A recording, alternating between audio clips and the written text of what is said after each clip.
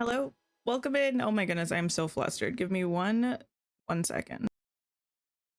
Okay, Mike, I think in an appropriate place. Streaming. How is everybody doing today? Listen, today some unexpected things happened and we are here. We're here mostly to play Date Everything, but unfortunately or fortunately, depending on how you look at things, we have stuff to talk about first about Disney Dreamlight Valley, because what do you mean the update is next week? What do you mean? What do you mean the update is next Wednesday? Not tomorrow, but the day after that. And we have key art and we have articles that I didn't pull up because I am flustered. And we have things to talk about. Okay. Hi, Mrs. Mariz. How are you? Let me find a place where I can pull up this key art at least whilst I am searching for the articles. This one will work. Okay. We're gonna move over here and I'm going to make me a circle and we're gonna talk. You saw the post and you screamed, you're excited. Listen, I'm shocked. I don't even know if I've gotten to the point of excited yet because I am just so surprised. I thought it was gonna be the 8th. I expected maybe some Star Path stuff today. Disney Dreamlight Valley, Return to Beast Castle. I would have sent this article to myself to make it easier for me to find. But of course, I did not. Return to Beast Castle, because there's stuff. Hi, Lucy. Hi, Joey. Hello. Okay, this though, I mean, I'm blocking part of it with my face and stuff, but this dress, beautiful. I mean, that's mostly it. The artwork itself is cool. The cobwebs, spider webs in the library could do without, but I understand that it's a sort of Halloween-y, spooky season kind of thing going on as well. So I think that's what they're trying to do with that. Date Everything looking a little different. Kitty, shh, we're doing something different today. We have we have a nice little oh, also I don't care.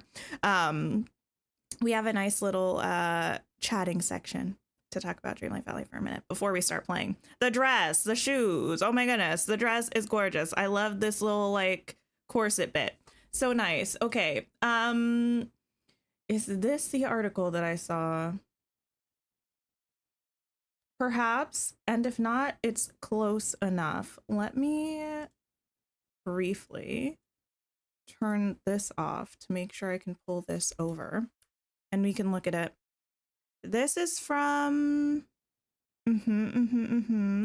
this is from Go Nintendo. Spoilers for update stuff if you just don't want to know a single thing. This article has stuff in it. It does. Here we go. Disney Dreamlight Valley's Return to Beast Castle free update launches October 1st. This update's a real beauty. Gameloft is excited to share that Gameloft is excited to share that Gameloft has announced that the next free update for Disney Dreamlight Valley, titled Return to Beast Castle, will launch across all platforms on October 1st. Return to Beast Castle brings players back to the Beast's iconic abode where mysterious goings-on have the usually stoic Lumiere and Cogsworth from Disney's Beauty and the Beast in a tizzy. Work with the pair to uncover the mysteries of the castle, and once solved, welcome them as the Valley's newest residents. Once moved in, players can work with both even more as they solve the mysterious troubles with Tiana's Palace and other problems cropping up in the Valley. Continuing the theme of Return to Beast Castle, a brand new premium shop, Once Upon a Dance Dream Bundle, offers exclusive new dream styles for Belle and Beast. It unlocks magical new interactions between the two characters when they meet in the Valley. The premium shop will also get a major update with the addition of the Witchy Kitty, a perfect companion for the spooky season ahead, and the first ever skin for the Dream Castle, the Halloween Castle. How is mostly my question. That's no worries, Kitty. What did you do? You became witchy. Anthony, welcome in. Listen, we're playing Date Everything. Don't worry. But there's been Dreamlight Valley stuff. Namely, the update is happening next week, Wednesday. We got this beautiful key art with this gorgeous gown. And we're getting, where is she? And we're getting premium shop stuff. Once Upon a Dance Dream Bundle with dream styles for Belle and Beast. Unfortunately, I think if they're doing this, it's going to still be Beast, not Human Beast. And it's going to unlock new interactions between the two characters when they meet in the valley. That's so cute. You're gagged and gooped. Me too. The Dream Castle, a spooky Halloween Dream Castle. I like quite literally don't know functionally how that's going to work, but I'm excited to find out. Crazy work that it's happening the day you go back to work. That's really rude, actually. More chills and thrills await players in the new Witchful Thinking Star Path. Am I scrolled down enough for you? Yeah. Where they'll get to explore a world of mystical vibes and witchy charms. Spellbinding furniture fit for any self-respecting witch. Seasonably frightful outfits and bone-chilling decoration items are just a few of the rewards awaiting players. As a bonus, the community favorite Trick or Treat event is returning. From October 15th to the 31st, players can take part in limited time activities with a mystery new reward up for grabs. That feels like it should be mysterious, but still. Please Hocus Pocus stuff. It feels like it has to be if it's a witchy star path. Anyway, last but not least, players should keep an eye out for a very special limited time event kicking off on October 22nd, the Haunting Floating Festivals. A magical floating island has appeared in the sky above Dreamlight Valley, and players will have until November 11th to solve its many puzzles. Different puzzles will unlock over time, and each one will give players an exclusive reward once solved. What is this? A magical floating island has appeared in the sky? Do we have like a temporary location? That's very like paleo coded to me. How they'll have seasonal events where certain areas will unlock that aren't otherwise available, and you'll go and do stuff and get rewards. Is that kind of like, I mean, alternatively, it could be a magical floating island that appears in the sky that people just talk about, and it's not a place that we go to. It's like, I wonder what that island is. But I feel like it'll be a place where you go and have puzzles to complete. I'm really excited. I'm hoping this dream bundle means that we're going to get Belle in her ball gown. That would be stunning. Even though I want Human Beast, Belle in a ball gown is probably enough for me. The Dream Castle, really interesting, especially because of what it could mean for the future, for other castle skins. Like, I imagine they'll probably try to give us like a Christmassy one as well. But I could see them even making different sort of castles that aren't holiday themed, but you could just change the Dream Castle to be like a different sort of castle aesthetic. I think that would be interesting. And all in all, I'm just curious. Yeah, I'll pop this into chat, actually. There were a couple articles that I saw that pretty much all had the same information. This was just the first one I found on stream. So yeah, that's that. Amazing stuff. Next week, Wednesday. Ooh, you know what this didn't mention? I wonder if we're getting another premium shop bundle, like Moonstone bundle. Okay, how do I turn this off for a moment? Get rid of you. And we don't need you anymore, and make this. Now that we spent a little time getting excited about Dreamlight Valley, we can actually play the game that we're here for.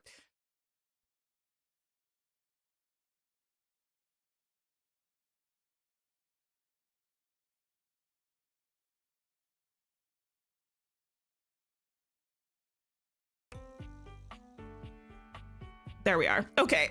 I was like, why is that not working? Coffee in my lap. We love that. Okay. Continue.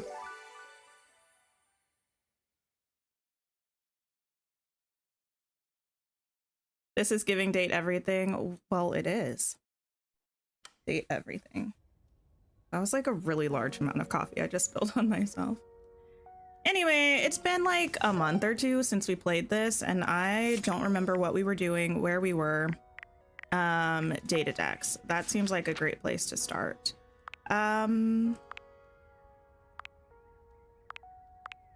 Let's go status. You're working from 2 to 10 on Wednesday and the update drops at 2 for you. I'm so sorry. Okay. I think we have, we have 2 people we still have to meet. All right. So we have that going on. What else? Would have been helpful if I took some notes or something. Rumors? We have none. Okay. Actually, let me go back here and just see who we already have an ending with, because we won't talk to them right now. I feel like this is a lie. Maybe we should talk to this person. This is our glitchy dresser. Even though it says we have an ending with them, I think that's actually false. Okay. All right, amazing.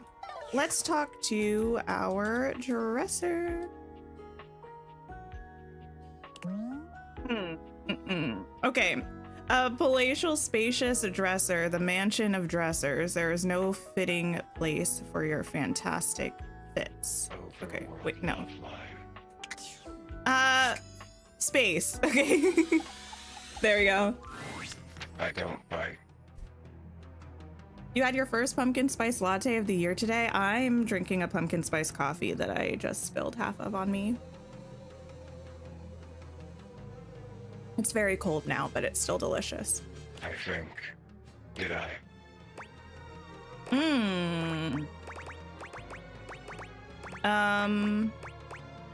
That's good to hear.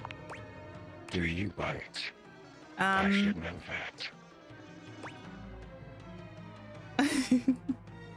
that. Depends on the meal. You're back then. Did you have a good time? This music is Where did we leave things off again? terrifying. Love. Hate. Friendship. Nothing.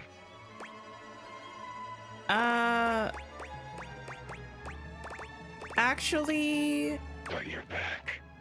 So it can't have been that bad.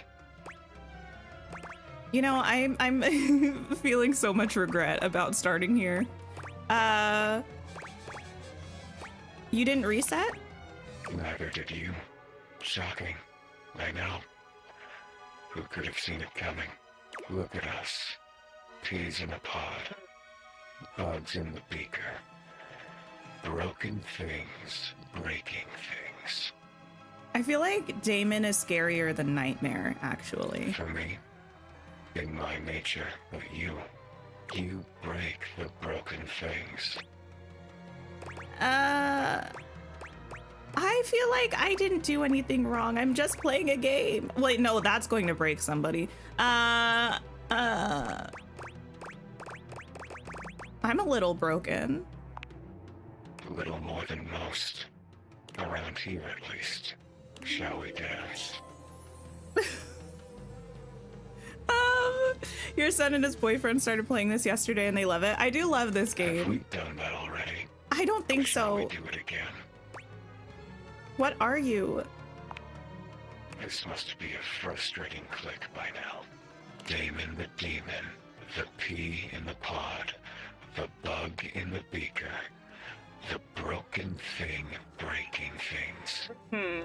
Yeah, my house has seen better days, to be honest. I was one thing. The thing you thought I was. A dresser. Mm-hmm. A dateable dresser in a game where you date all the objects. But the dresser was not a good dresser. They said the dresser had too much thematic overlap. I don't know what that means. So there is no dresser, leaving only me. And now I am nothing. Frayed wire flying free. I'm sorry to hear that you were cut from the game. Not cut. I'm thriving now. Dina is no more.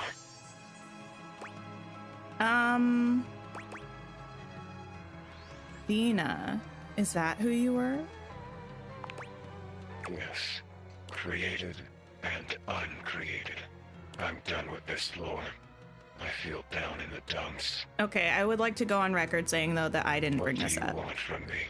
At least I don't think I did. I honestly can't remember. Maybe I did. Damon ending. Which one did we go with last? I think we had a love ending. Damon ending, friendship. Define friendship.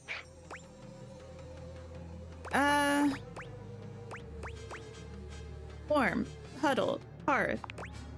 Warm, huddle, heat. Not quite, but close enough. Friendship. Oh! He's kind of cute and terrifying here. Oh! Damon never really smiles, but for the first time you see the ghost of a smile on their artifacted lips. The effect is not comforting in any way. Oh! Happy. Next.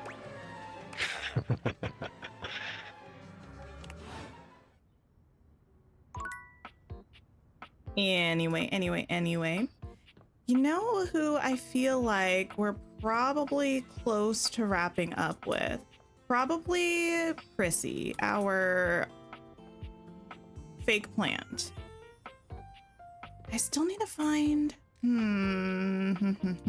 Oh, I still need to find our two other datables. One, I think, is the game. One, I think we find through somebody else's friendship, like, arc, maybe. There's something different about Prissy today. She almost seems alive, which is a strange thing to say about a plastic plant. Could it be? Have all of our random experiments finally worked? Well, look who it is! My genuine, honest tobacco hero. Honest to what?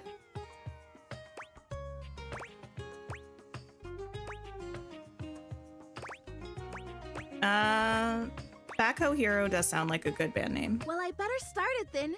There's more than enough of me to play any instrument I choose. You did it. We did it.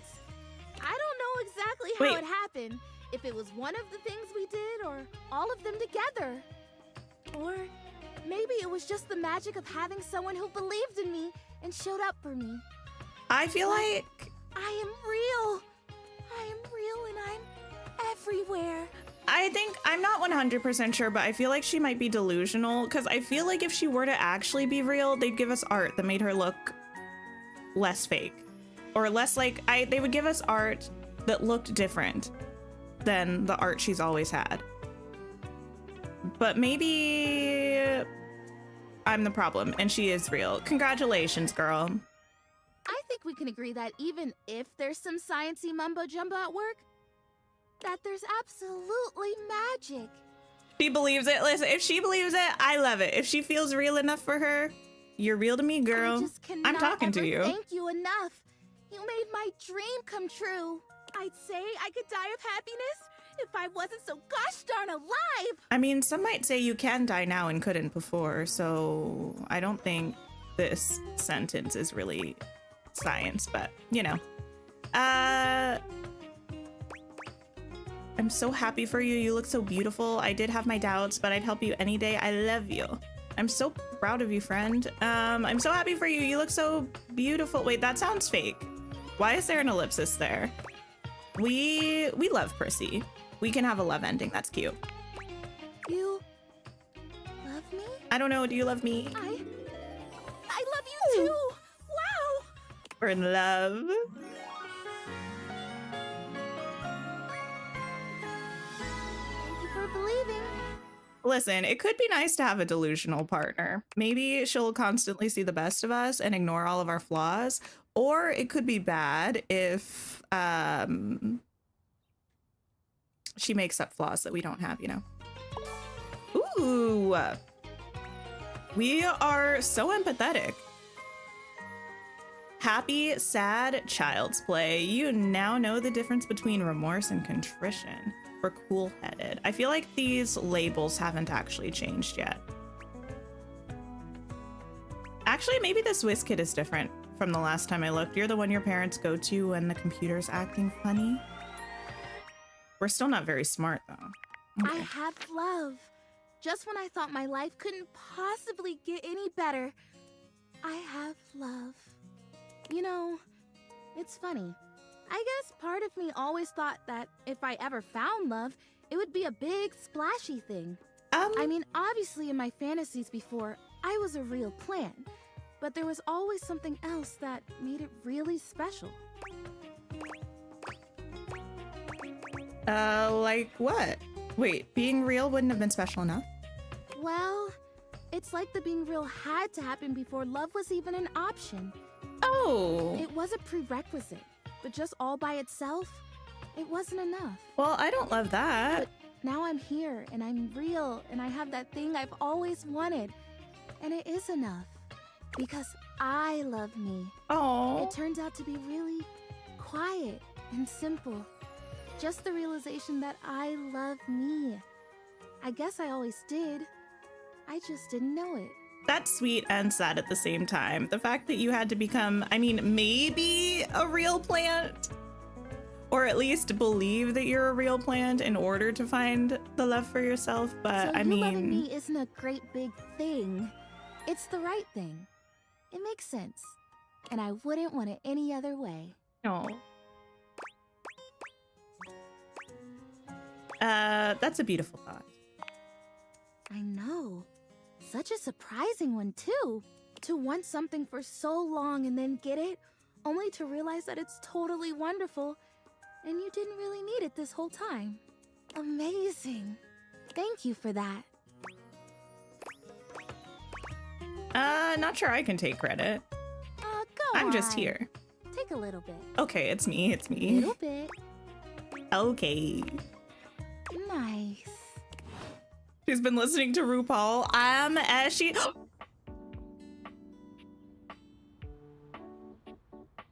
Maybe she is real. She grew flowers, but also that's the fakest looking real plant I've ever seen.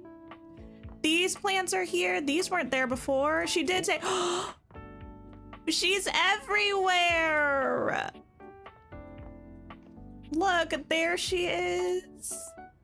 And there she is. Oh my goodness. And there she, oh my goodness. We're a plant mom. Oh, sorry. Anyway, oh, it's so sweet. I do feel, what was I trying to say or think of? Oh, it makes me a little sad because every time we reach an ending with someone, I'm just reminded of the fact that we're going to be abandoned by them because we have to realize everybody. And I think we're still a ways away from realizing anybody, if I'm not mistaken. I think we have to reach an ending with them first, and then we have to, yeah, reach certain specs levels. And I think Lucinda didn't really need much in the way of specs, but everybody else needs like an 80 and something, I think, and we're not close to that yet. But one day we will be, and then we're gonna have to say goodbye. All of the furniture is just gonna be gone.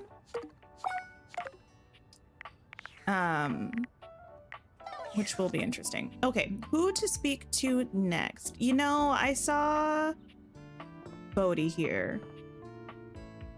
So maybe we'll talk to you. Vibe, baby.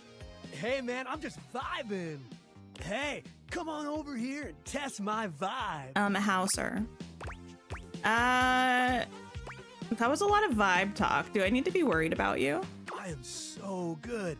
I've been researching and checking out the house and generally vibing on all these new decades. So, Bodhi's from the 80s. I feel like last time we talked to him, he had a little bit of an existential crisis, realizing nothing was the same as he remembered it being.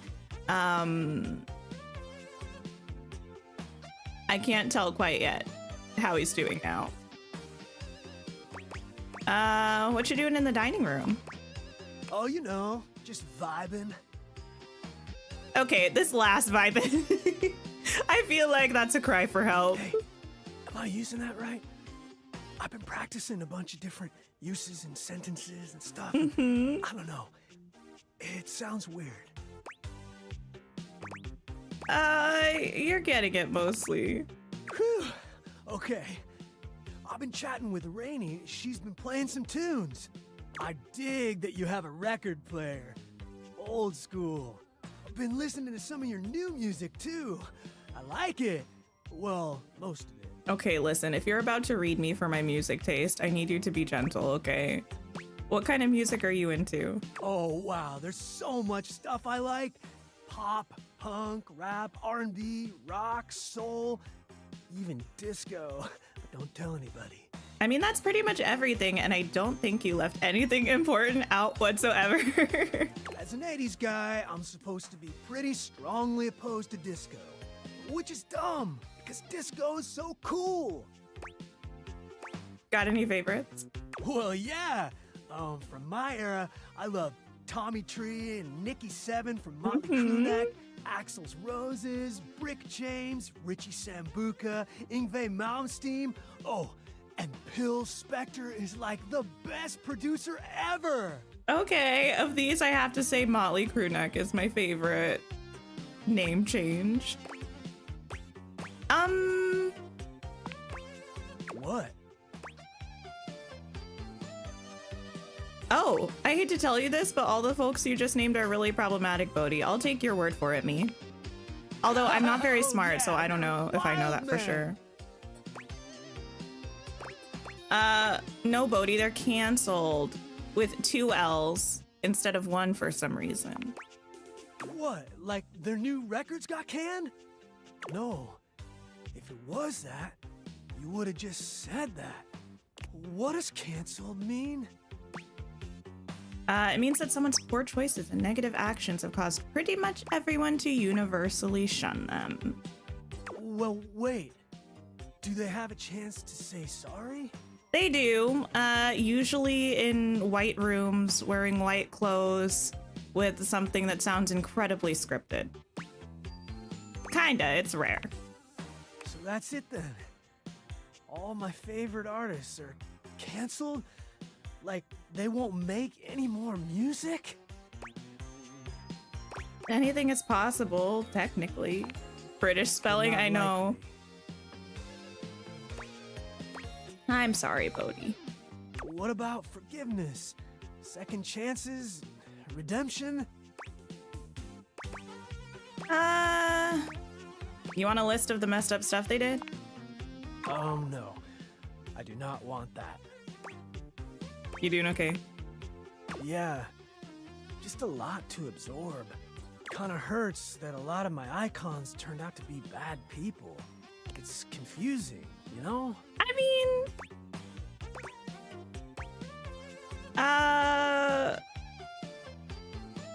My generation is having a lot of conversations about separating the art from the artist. You can still enjoy the songs, just different awarenesses, I guess. I mean, depending on the person and what they did, sure. Sure. Well, sounds like the music industry had a lot of issues. But hey, at least my favorite actors, authors, sports stars, and comedians are okay, right? Bodhi, let me hold your hand while I tell you this. Who were they? Mel Gibson, H.P. Hovercraft, Orange Juice Simpson, and Drill Cosby.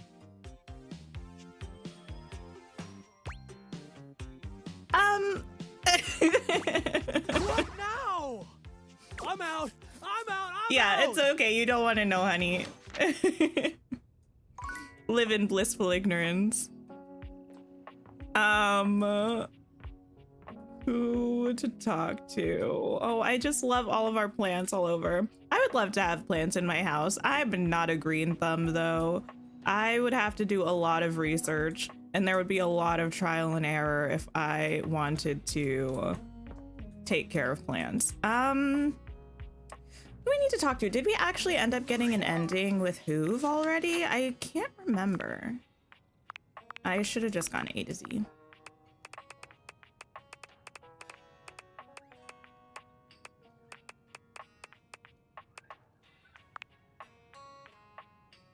I think that's a no. No, because he doesn't have a little thing over here. Let's talk to who? Oh, you know who we should talk to? We should talk to Reggie. The person we've only talked to once when, what's his name? The one person who hates us, Washford, when Washford decided that he hates us. Let's talk to Reggie. You've reached Reggie Rejection's special phone app. Guaranteed to overheat. I love Reggie's, like, hair cuffs. How can I help you spread some lovely rejection this fine day?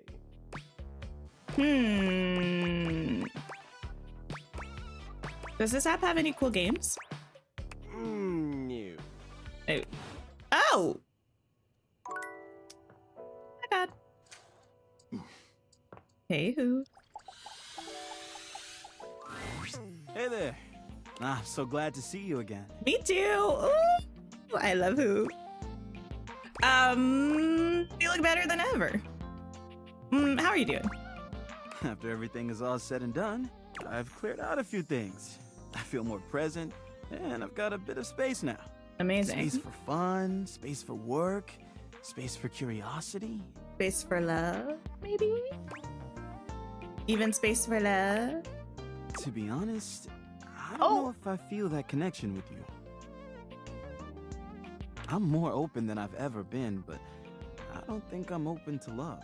At least, not you. He really called us the problem. He said, it's not me, it's you. It's not personal.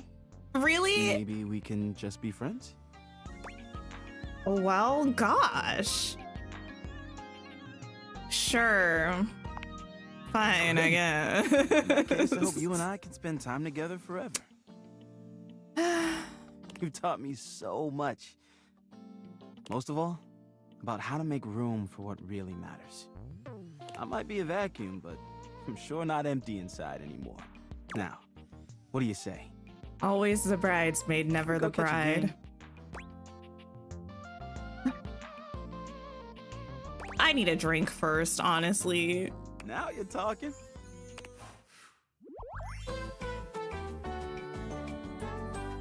Let's go clean up a few cans of oil together next time you're free.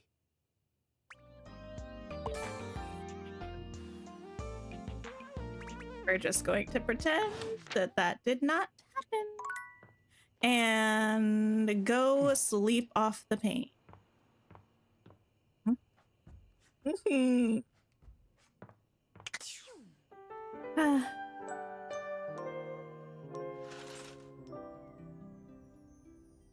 What's a girl gotta do to be loved? Oh my goodness. Remember that one time I decided I wanted to get a love ending with everybody, and so far that's not what's happening. I mean, only one person hates us, to be fair.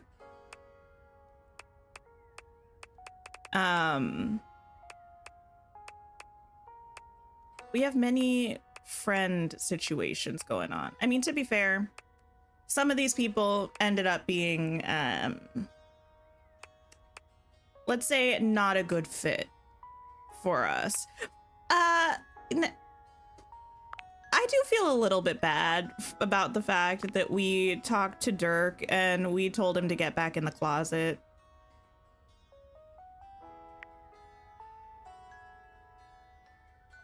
But, in my defense, I didn't realize that he would never be able to be his true self again. That's on me. Let's talk to who's not going to hurt my feelings. Are we done with Dunk? We are not. We pretend that didn't happen. That's true. That's true. We were never friend zoned. We will be respectful and, you know, understand his boundaries. But that whole conversation didn't happen. You met Dunk at the sports equipment. Next time, meet him at the rackets to play some badminton. Okay. Let me just make sure. Yeah, we did yoga. Sports equipment. Okay. Yes. Hey, Dunk. Dunk is a cutie. We have options. Listen. Hoof would be lucky to have us. We are unemployed, but we have a great personality now. Like, this right here, these are the specs of a keeper, you know?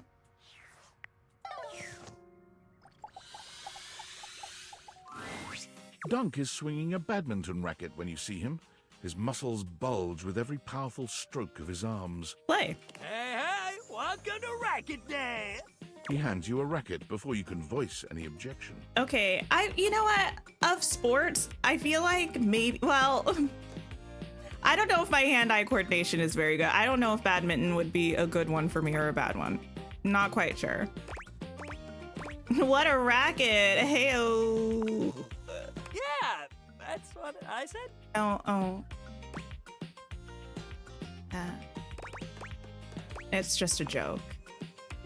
No such thing as a dumb joke, buddy. All jokes rule.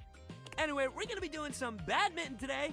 After all, shuttlecock's in the name, baby. Oh, I forgot about that. All right. What kind of sports guy would I be if I didn't let you bat the old shuttlecock around for a little while?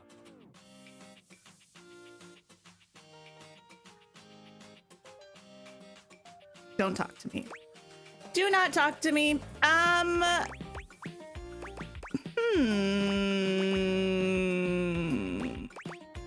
Are there rules for sports guides?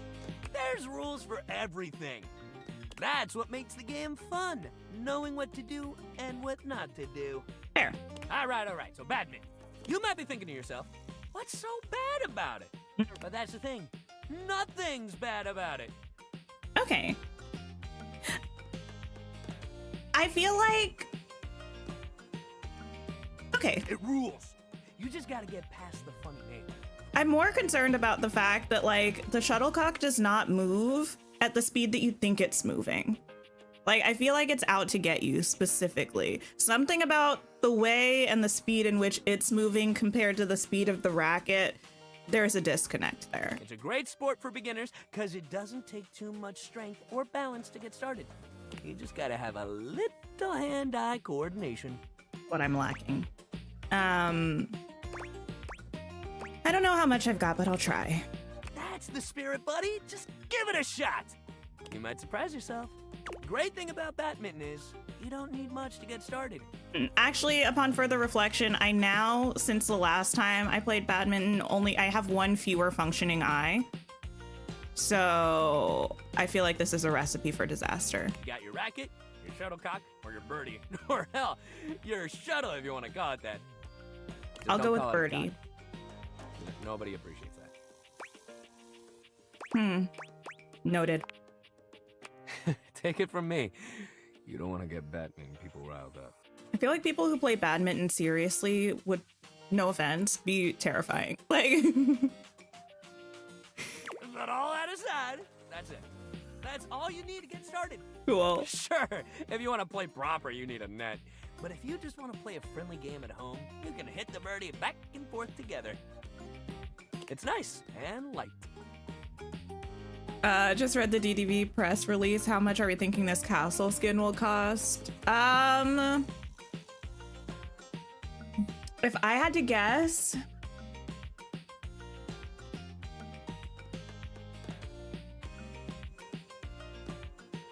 I think it'll be, I could see it being 4,000. I would think maybe around the price of a house. Even though it doesn't have the functionality of a house, presumably, where like you can't decorate the interior, I think because it's literally the focal point of the valley, I think they could upsell it to the point where it was the cost of like a bundle or something. Maybe they won't, I just like something about like maybe 3,000 to 4,000 would be my guess, but I feel like it's going to be on the more expensive side just because the Dream Castle is so big and prominent. Like, yes, it's just a stagnant kind of thing in the valley, but changing the appearance of it is a big thing, you know? Yeah, like double what they charge for well skins. I would say if I had to guess, probably 3,500 to 4,000, but I could see it being maybe a little lower, but I think it'll be pretty expensive.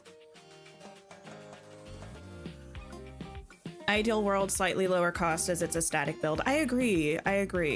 But this is the first time that we're able to change the look of something that's built in to the map, you know? Like, we have the well skins, we have the goofy stall skins, but those are much smaller and like movable. I don't know. I'm not sure.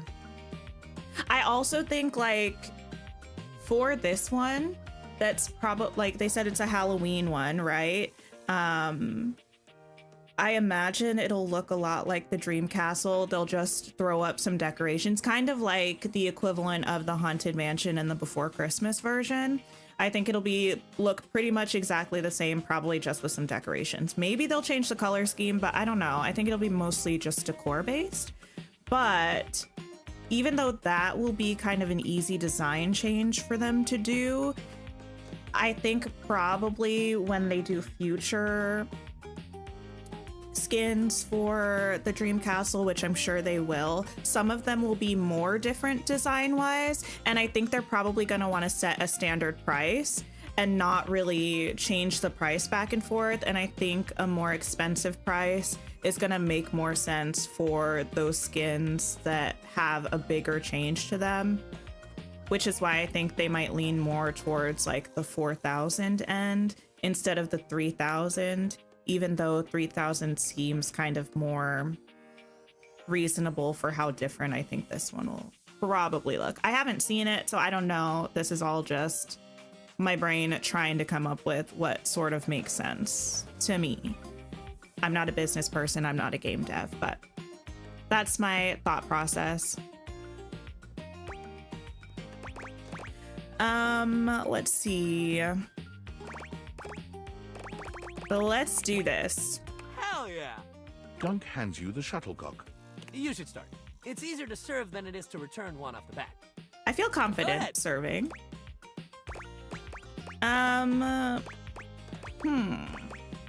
Pull out a proper serve. A secret pro. Dunk returns your graceful serve with a swing that puts yours to shame. My predictions are usually accurate. When the shuttlecock sails past you.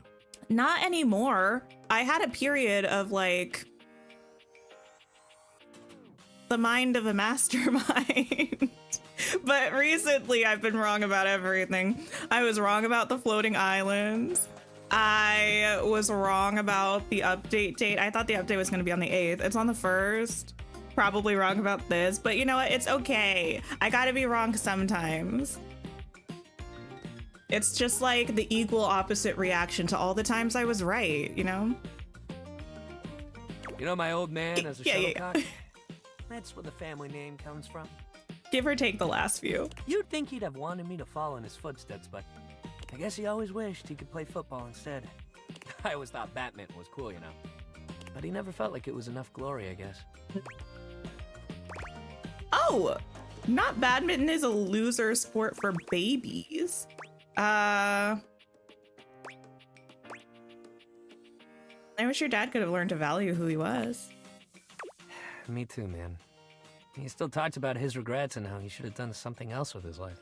No. It's like, yo, you did so much cool shit with your life. You went to championships, you traveled the world. That's cool. And you had a family.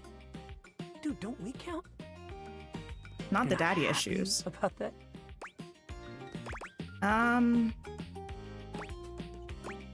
I'd be depressed about my life if I were him too. We need to do a hate run, I think.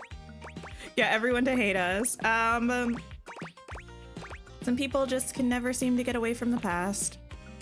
You're right about that. I can't really make him be happy about how his life went. But I can't make his burdens mine either. That's true. Man, I didn't even mean to start going on about my dad. I'm just so easy to talk I guess to. Batman brings up a lot more feelings than I realized. He rubs at the back of his neck, embarrassed. You don't think anyone expected Islands for Eternity Isle? I feel like a couple people did. I mean, I'm happy we have them. I just was not expecting it. Well, look, next time we'll do something fun that doesn't make me get all deep into my family history and whatnot. Okay?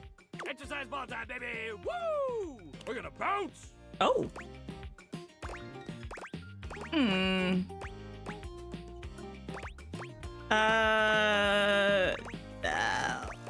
An exercise ball feels scary. I'm afraid. Oh, don't be afraid. It's just a big bouncing ball. No, it's more what you want me to do with it. That sounds like balance. Sounds like core Just strength. meet me over there next time. Okay. The things I do for love. You know, let's talk to... I need a pep talk, actually. Let's talk to Amir, although I think Amir was kind of mean to me last time, to be honest. The sound of Johnny's distinct vocals and a blast of steam hit you all at once as you enter the bathroom. Amir is wincing, calling out over the noise. Thanks for the sip reminder, Johnny, Lucy. As vocally blessed as you are, don't you think that is enough for today? It's the fact that there isn't even a shower up here. Where is Johnny? What's he doing? Johnny How's he here? continues singing. You can't tell if he's just not heard Amir or if he's ignoring Is my face cam lagging? You know, it looks like it actually is. Let me see if I can fix her. Thanks for letting me know. I couldn't really see it because my OBS is teensy tiny, itty bitty, just too stunning. Ugh, toss. Speaking of toss, there's also more wicked stuff. So much stuff happening. Can I? I think I probably just have to bump down the.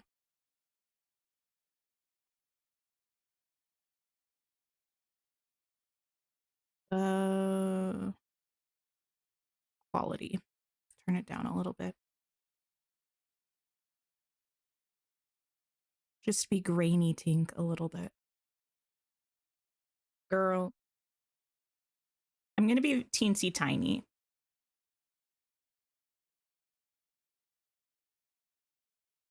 Just go with it for now. Actually, let me just duplicate this tiny cam. And then fix it this way. Because if I... Sorry. Me trying to be a streamer. Yes, because that is good. This. We make you like that. And then I just boop, boop, boop. We'll see if that helps. It might. It might.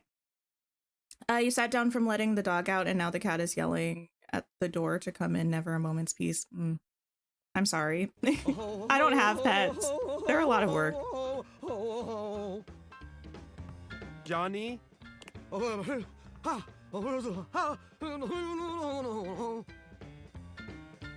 Okay, wait. Wait. I just need y'all for a second. Okay, I'm pretty sure Johnny is voiced by Robbie Damon. Yes. Now, Robbie Damon, famously, I mean, an incredible voice actor. He's done many things. But also, he's in the new Critical Role campaign. He was in the last one too. I need y'all. Okay. This is Date Everything. It's a safe space. I need y'all to just accept me being like just a little bit thirsty for just a second. Just a little bit thirsty for just a minute, okay? Because I need y'all to see this character that Robbie is playing in the new campaign of Critical Role that starts next week. Let me find a scene where I can show you. Not this. Where? I have too many scenes. I never use them. So what is the point is my question. Okay, I'll turn this up. Okay, y'all. Look at this man. Okay, with a wolf. It's giving ranger. It's giving slay. Hello there indeed. Okay, Cadigan. Anyway, now we can resume with our regularly scheduled programming, but safe to say, that character I'm gonna have my eyes on. Should I be like that? Johnny! This was for you, Grandpa. Oh, Johnny! Johnny finally pulls the curtain back, turning to shoot Amir a glare. Oh? Hey, what's your deal, shiny fella? Can't you hear I'm rehearsing over here? Yes, I can. That is the problem. We can all hear you. We can all hear you. I and everyone else in the bathroom, the bedroom, the attic, the whole house, Johnny. I do not doubt that even the house across the street can hear you. I believe that because you're downstairs in the bathroom and I'm up here. Should I come back later? Oh, Azizam, I am so sorry. I did not see you come in. In fact, I cannot see anything as I am completely fogged over. Oh. Johnny doesn't bother waiting for any resolution to the conversation. He simply begins singing once more. Topeka, Topeka, Topeka. Bodega, bodega, bodega. Topeka Bodega, absolutely. Topeka, bodega, bodega, bodega. Amir lets out a growl. You didn't know he had it in him. Actually, Amir is kind of,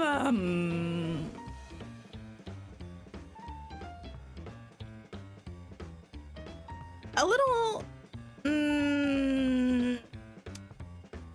bit moody, a little tense. More so than I anticipated. Perhaps because Johnny has spent the last 2 hours choking on that high D at the top of his pipes. Oh. I mean, this is some dramatic infighting, you two.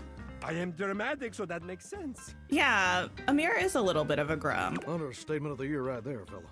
Settle down there, pretty baby. You're just jealous that Volt didn't offer you a spot on the show. Ha! Absurd, of course he did. I simply did not want to steal the spotlight from everyone else, which I could clearly do, so I politely declined. Huh. Well, what would your act even be? Actually, I do want to know. No, I have an act, a very good one. Better than your lousy caterwauling. Well, what is it then, Mr. Shiny? It's... Wait. Are they? Well, you know. It's, I do, You think so? I feel like maybe. You do a magic act. Does it make the audience disappear? No, I'd hate to steal your act. Yeah, keep laughing. We both know you're too much of a coward to actually set foot on that stage. Oh. Be careful. It is your fortune that I have chosen not to until now. That could easily change. I'll see you there. Burst the pipe, you hack! Oh, that's rough. Hey, not my fault I'm the only one here who's got star quality, baby. Oh, also rude. Why am I catching strays? I'm sorry you had to be there for that. Hidden talents. Now I'm curious. Perhaps I will make an appearance at the show with your encouragement. And of course, I would be more than happy to give you a demonstration. See? Once I've had a chance to dry out. Huh? Okay.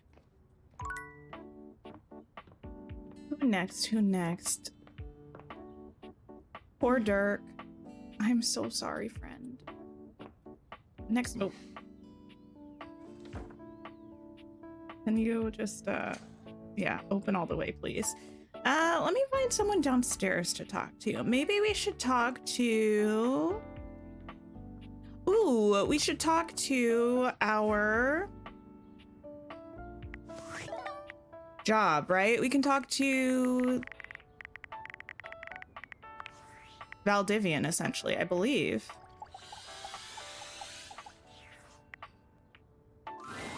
As you enter your office, you're surprised to find it much more crowded than you're used to. Willie is standing in front of a group of 5 men in jumpsuits, and they seem to be scrutinizing her almost as much as she is them. I'm kind of curious about this ring. I don't know if it's just like a little purple gem or if it's some kind of specific design. There you are. We went ahead and started without you. My bad. I'm not supposed to be here. Oh. A buffer! What was that? Oh, right on, new homie. We're having a great time riding the ripping thermals of business and rad corporate lingo. I missed you, Hanks. Please, let's keep it professional.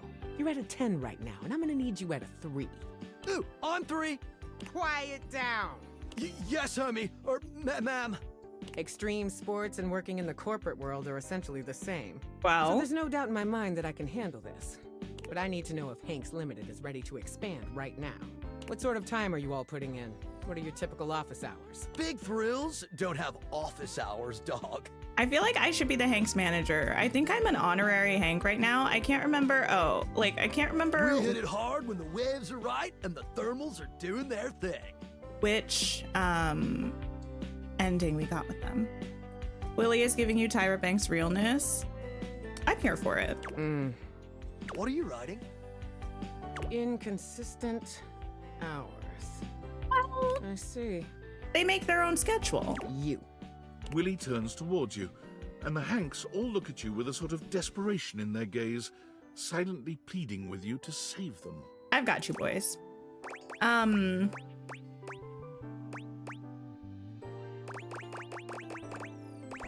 Could you share your mission statement with us? Mission statement? This is getting to be way too much, man. We welcome anyone with an open mind and a radical spirit. I like that. And if you ever want to come hang out, you're welcome. But this is officially over the line, dude. We ain't no corporation, homie. We're just a bunch of Hanks trying to grab the bull by the horns and ride that bucking bronco into the sunset. Sure. You're mixing 3 different metaphors there, but point taken. You can leave. Hanks out! The Hanks leave your office swiftly, taking their cheerful, awkward energy with them. Willie sighs, shaking her head. This Hanks locks under the helmet. I don't think I've ever noticed that before, the way their hair like comes out of their helmets. That was pointless. Another potential gig down the drain. I mean, the Hanks were not ever going to be the best bet for anything corporate. Were you really hopeful about those guys? Maybe not about those guys, but you never know which way life is gonna take you.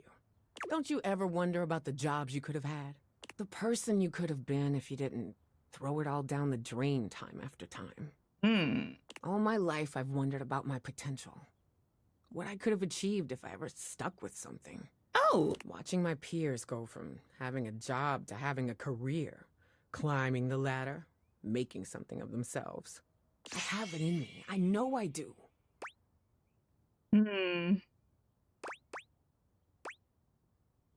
I know you do, Willie. We'll find something for you. And you too. Don't think you're getting out of this.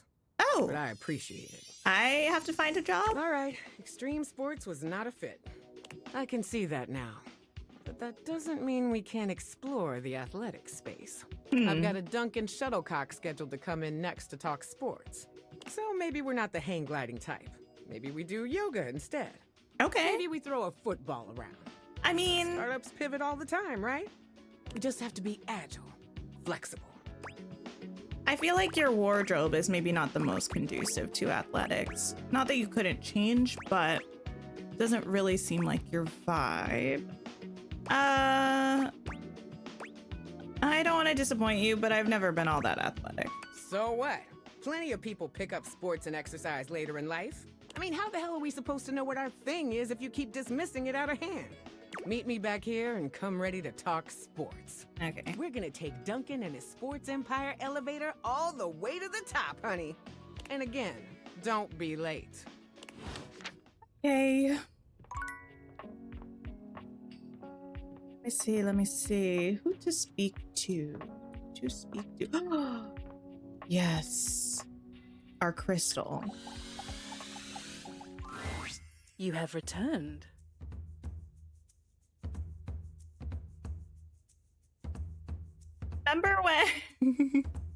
Remember when we learned how to pronounce this name when we first came across this person?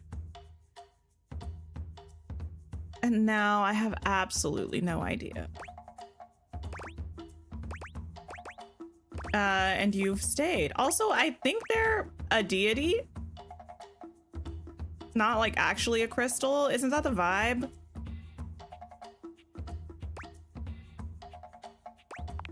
You've stayed. Yes, I am uninterested in moving from this place. No mortal can resist the pull of a goddess, particularly in this form.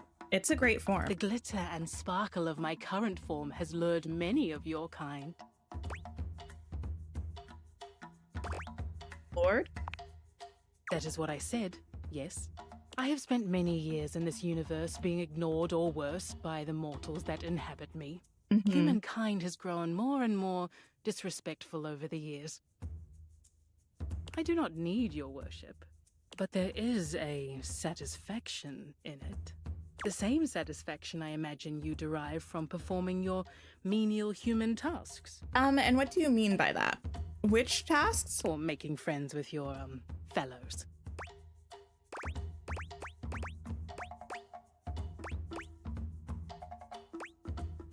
It's nice of you to think I have friends. I mean, all of my friends are my furniture. Have I misjudged you? A rare mistake on my part. I have given you too much credit. If you have come to worship, you may do so now. Otherwise, state your purpose. I was hoping to get to know you. Get to know me? What is there to know? I am eternal. I mean, what's your favorite food? Unless and until the sun explodes and consumes me, I will be here. I was here long before you and will remain long after you. When the bones of this dwelling have rotted away, I will remain here. Of course. You will submit your praises or leave. I mean... Proceed.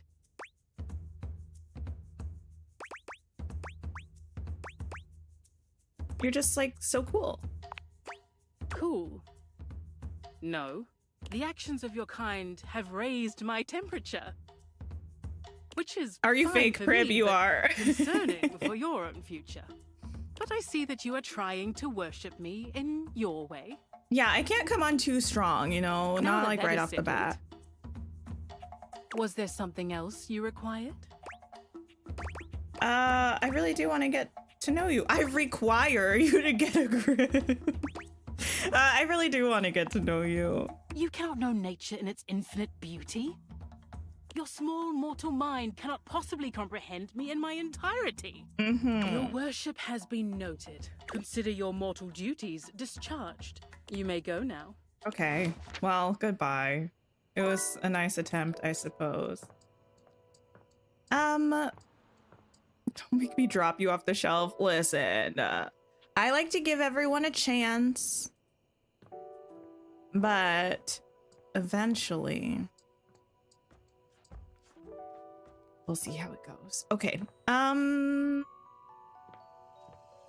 to talk to? Who to talk to? I feel like... Well, there's our stamp collection and our coin collection. Maybe we talk to... Scary Candelabra? Can we talk to Teddy? We can talk to Teddy. Teddy will have a story for us.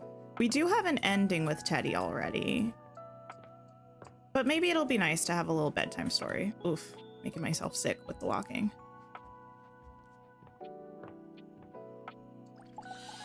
Hopefully not a sad one this time. Oh, you're back. My goodness, what a sensation. I've missed you more this time than last time. Who would have thought that I could love you more? Oh. Would you like to hear another story? Yes, please. Oh, this one. This is the Biggie Buddy. It's a good one.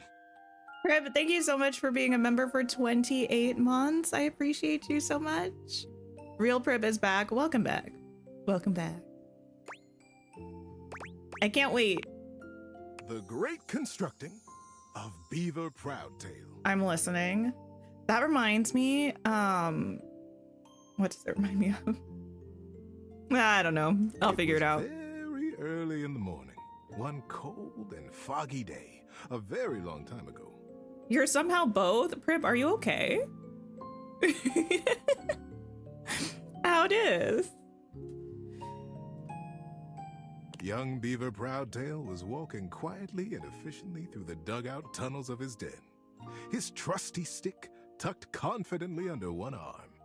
It was at this time every morning that the young beaver made his rounds, through the whole den where his colony lived, and then up and out the riverbank, where the world he knew, the world he vigilantly protected, met the strangeness of outside.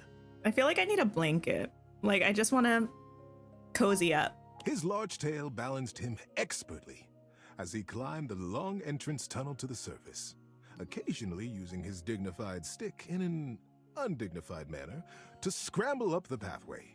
Listen, we all do what we gotta do. As he heaved himself out onto the bank of the river, Beaver's attentiveness grew even more acute. It was dangerous to be outside alone.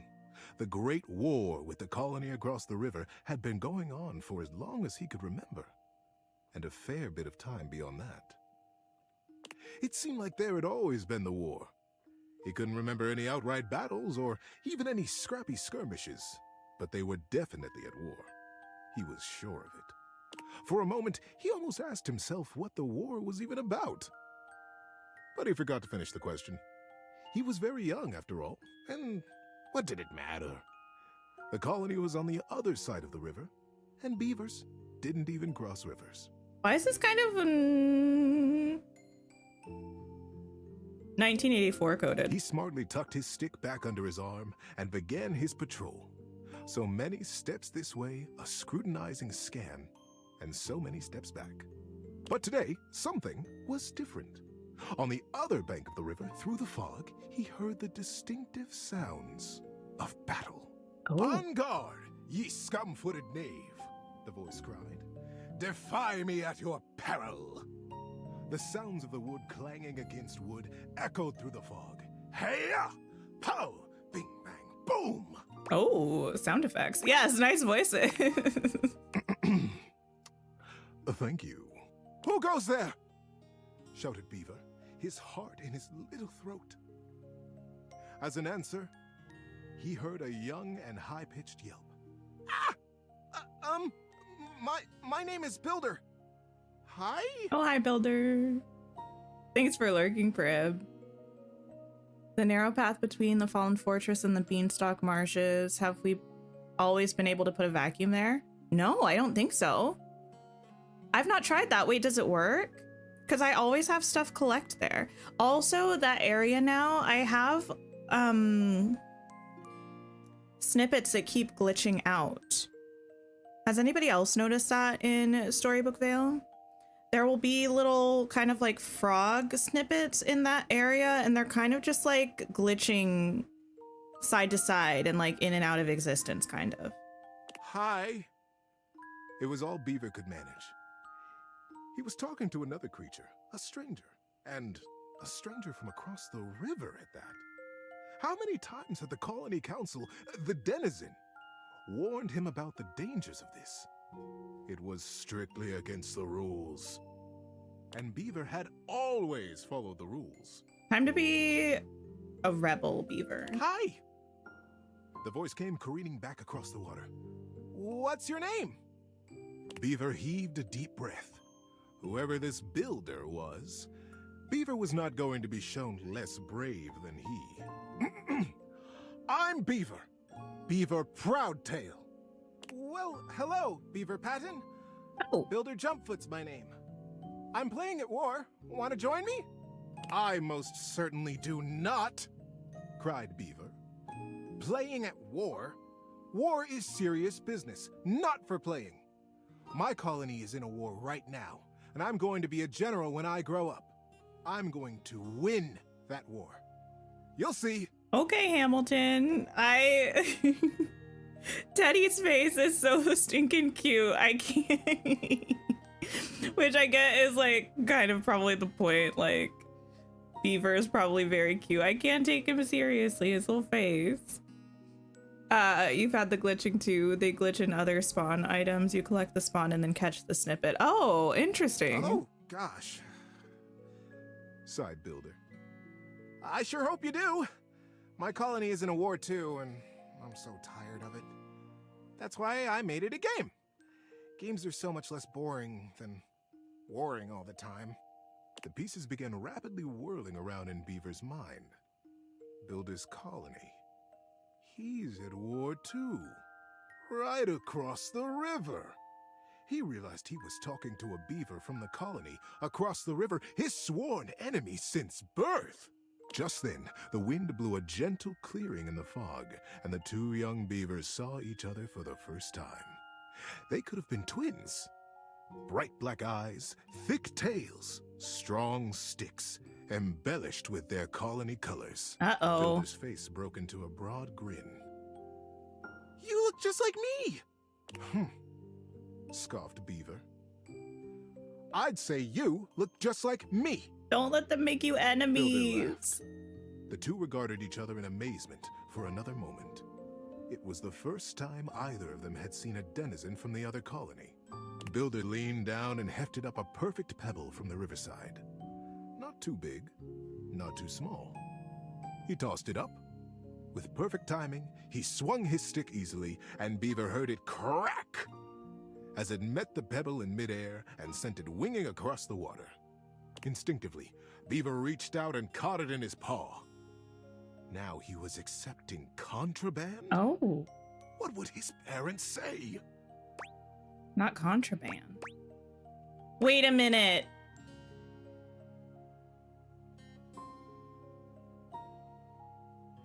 This story better not end up sad like the other one. Because if it does, it's giving me the vibes of a certain something that I will never watch again. I wonder. But, upon inspection, the pebble was quite beautiful. It had a single bold red stripe around it, and it was wet from the riverside mud. His young mind decided that he would keep it. He would keep it a secret, of course, and that was all right. The denizen didn't have to know everything. The clearing and the fog began to fill with thickened air. He looked up, suddenly anxious to lose his new friend. Friend? Huh. How quickly that had happened. And there Builder was, smiling and waving. Maybe we'll play together again soon, he offered. Wait, it's also just occurred to me that this beaver's name is Beaver, and this beaver's name is Builder.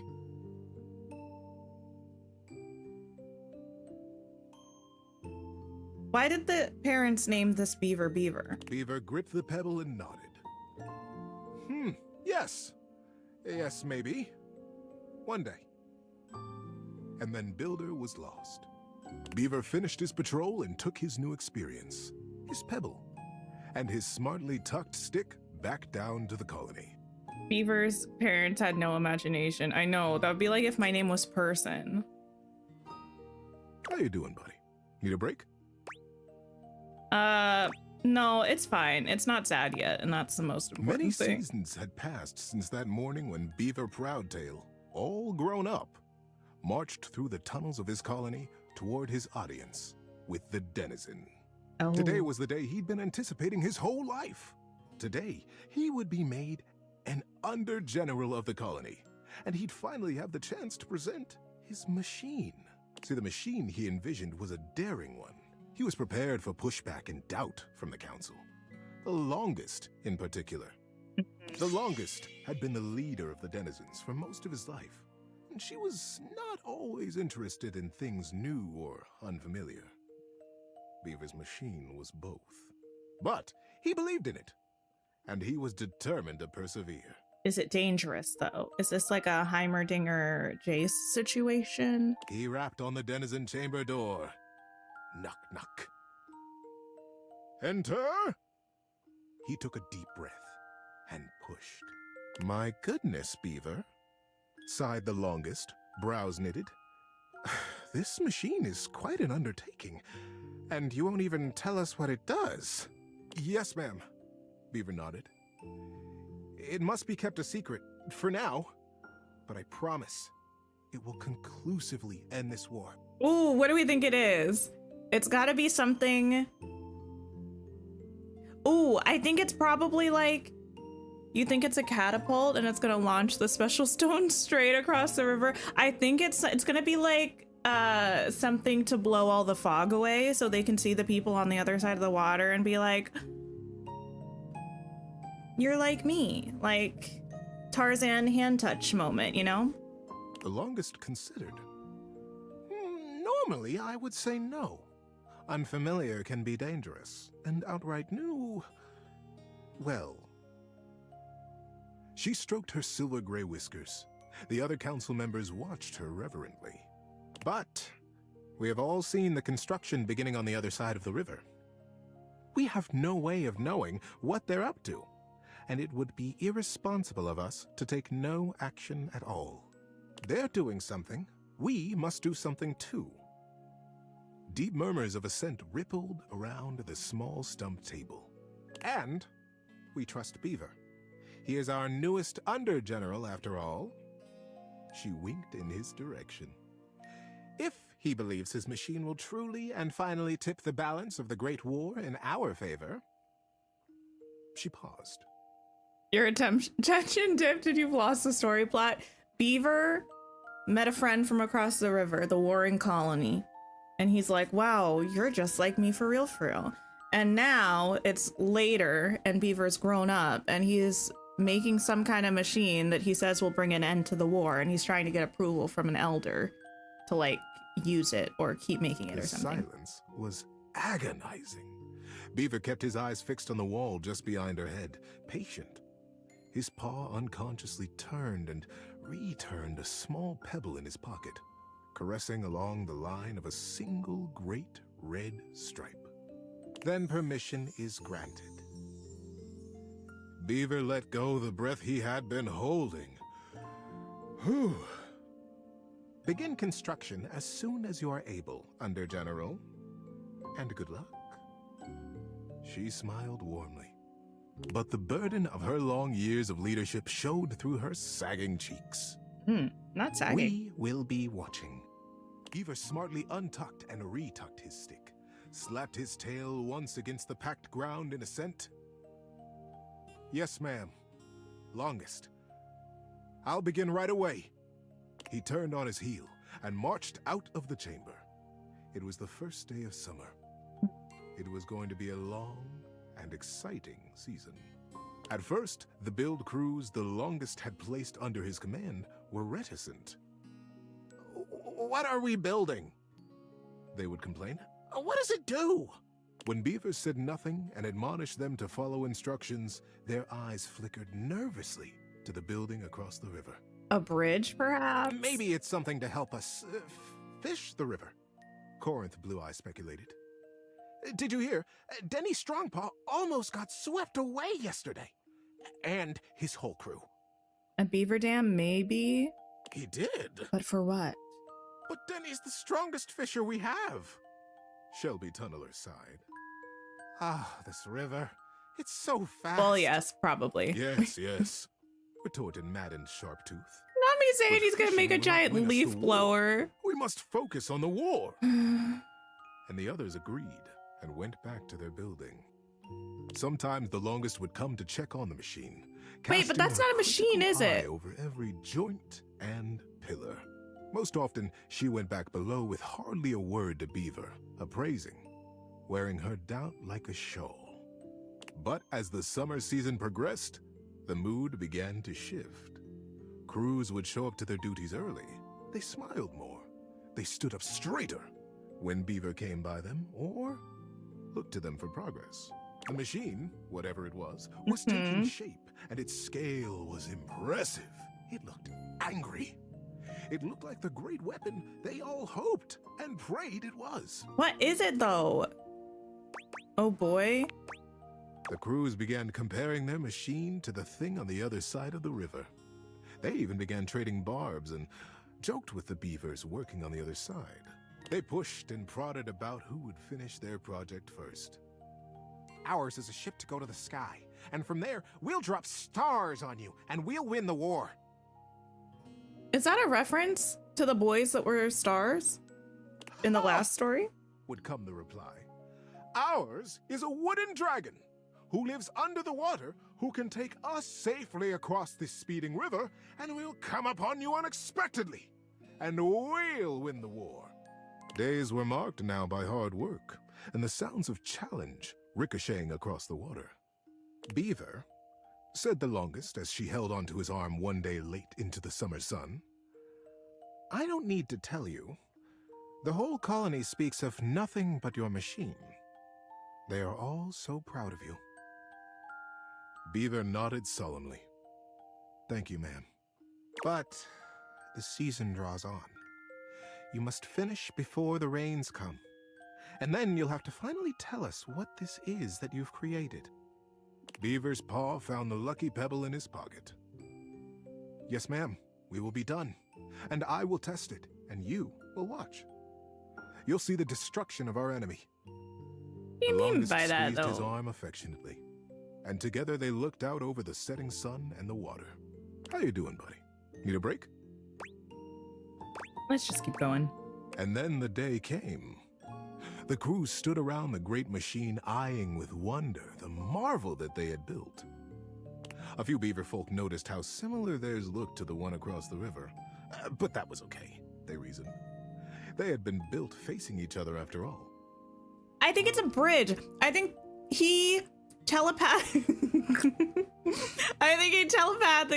communicated with his friend across the river, and they both are building big old things, and they're gonna both push him down, and they're gonna meet in the middle, and it's gonna be a bridge so they can cross and actually like talk to each other. Beaver Proudtail strode up to the front of his machine.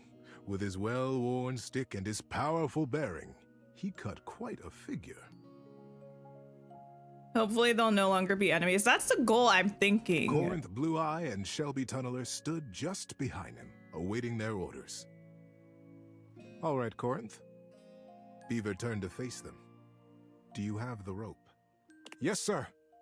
Corinth turned to Shelby, who produced the end of a long length of woven rope from a basket in the base of the machine. Time to get me up there, then. With the end of the rope tied around his waist, Beaver climbed up to what looked like a large square of woven netting, pulled tightly back from its center by a thick cable. The cable was held by 4 whole crews of beaver folk, straining against the resistance of the net. The longest stood back at a safe distance, her shawl wrapped tightly around her shoulders to ward off the early autumn chill. Beaver settled himself right in the middle of the netting, at the last moment shaking his head in sudden memory. Here, he said to Shelby, and handed her his precious stick. I'll be back for this. Wait, are they catapulting him across the water? Back? Queried Shelby. Ready, crews! Shouted Beaver. Ready under General! Came the chorused reply. And loose! At their cue, I feel the like crews simultaneously released their hold on the cabling, and the netting rocketed forward, launching Beaver Proudtail out into the air. Okay. This is part of his plan. Great river! They cried in consternation and shock. What? Where is he gone? Is he all right? Oh, what have we done? The confusion was so great that not even the longest could restore order. Now, how's he getting back, though? Are they also building, like... Minutes passed before another shape a came launcher? sailing over the river from the other side. Yes. Oh, my and goodness. squarely into the center of the net. It was Beaver. He had the same square head and the same rope wrapped securely around his waist. Good log! What a ride! That's the most fun I've had in weeks, said the shape in the net. He began to disentangle himself and stand up.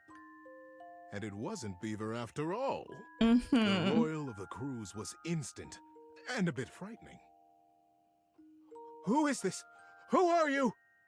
They cried, and the longest shouted at the top of her lungs, Detain the stranger! The crews pulled him down from the net, and the stranger never stopped smiling, greeting them warmly, even patting some of the beaver folk on the back. He looked just like Beaver. But Beaver never smiled like that. Beaver hardly smiled at all, come to think of it. Oh, a surly guy. I can understand your confusion, said the stranger genially. Beaver and I looked so much alike, even when we were kids. My name is Builder. Builder Jumpfoot. When no reply or greeting was forthcoming, Builder went on. I'm from the colony across the river. I mean, this feels like a lot of work when maybe they could, I don't know. Oh, the silence was absolute. Across the river? How was that possible? Was he a weapon? Where was Beaver? How were they ever to get him back? Come on, Builder. I know he's got the right idea here. Builder just smiled, absolutely at his ease, seemingly pleased as punch to be among all these new friends. And into this silence sailed the figure of Beaver, a new rope tied around his waist. There were now 3 lines of thick rope across the river. Beaver landed expertly in the center of the net, untied his waist rope, and climbed down. Okay. You are Builder? Beaver reached out his paw to the stranger. And you could only be Beaver, the stranger exclaimed, gripping that paw warmly with his own. I am Builder indeed, and it has been the dream of my life to finally meet you like this, in the daylight, on the same soil. Mine as well, my friend. Beaver, for the first time in his life, allowed himself a great, eye-crinkling smile. I almost can't believe it worked. Now, wait just a minute, trilled the longest, making her slow path down to the machine. What on Riverbank is happening here? We are at war, Beaver. And Builder, too. You both should know better. Beaver, you promised us that your machine would win the war. Well, and here you have brought the enemy. You promised to destroy right to the mouth of our colony tunnel. That's not exactly what Beaver turned said. to the longest with an open face. Yes, ma'am, I did. I believe you'll agree, though, that I have won the war. We have all won the war, because the war is over. The longest stared. The machines that we have built will allow us to become not 2 colonies at war, but a single colony, united. The machines are designed to dam this river, ma'am, offered Builder. I believe you have the same dangers with fishing and swimming that we do. That you have never crossed it? The crews cackled at the absurdity of ever crossing this raging river. We have no need to fight the river now, you see? Builder continued. We sail above it. Just as the single pebble did, long ago. Oh. Whispered Beaver. Yeah. Oh. Builder smiled. We have already carried 3 great ropes from side to side between us, and it will be short work to have a whole net built across the river. I think you are correct, Anthony. Once the river is dammed, it will be a still pond, stocked with all the fish we could ever need, calm enough for us and our kits to play in. We will be a great community, the first colonies to ever cross water, the first ingenious constructors in the history of us. The crews were open-mouthed. Their paws hung still at their sides as they realized the magnitude of what they had accomplished. But would it truly be good, as they said? Who was really to say how this great feat would be remembered? They did also build a catapult, though, to be fair. 2 on either side. I can see why you did not tell us at first, Beaver, the true purpose of your machine. She glanced at him sidelong. I surely would have said no. Nothing this daring has ever even been attempted before, let alone under the mask of subterfuge. Beaver looked up at her, suddenly a very young kit again in his heart. Yes, that is true, ma'am. I have won the war. I have won by making it go away. We have all won it. By making friends out of old enemies. Ma'am. Mother. Mother? Do you like it? That's the biggest plot twist. The longest looked fondly on her son. Her serious and guarded and daring and wonderful son. Yes, child. I have never been more proud of anyone. Your ADD can't keep up. Builder guffawed I feel and it. began to dance around, slapping Beaver brazenly and companionably on his back. Beaver stood solemn, quiet, a gentle smile tickling the corners of his mouth, satisfied. It was, as they had promised, quick work to dam the river. Beaver and Builder were excellent guides, and the crew from both sides of the river proved naturally adept and joyous in their work. Before the autumn settled in, a great still pool existed between the two colonies. Kits splashing and playing, and parents fishing safely. Oh. Denny Strongpaw, the best fisher in the fast water, turned out to be the best fisher in still water too, much to his delight. And very early each morning, Beaver Proudtail still crept quietly from the colony and performed his morning rounds. He had never missed a day. But now, his favorite part of his patrol was seeing Builder Jumpfoot across the water and batting a very specific, very lucky, red striped pebble back and forth. Oh, so wholesome. Now, what we do need to talk about, though, is the fact that this book is doing Builder dirty, because the great constructing of Beaver Proudtail, actually, the building on the other side was started by Builder, and I don't think they can telepathically communicate. So I think Beaver just saw what Builder was doing and was like, I got you, I understand you, we're gonna do the same thing over here. And really, Builder is the real one. That was a really nice story. Peace and love forever. That's just it. Thanks for listening all the way through. Good night, buddy. Good night, Teddy. Okay, I must sleep.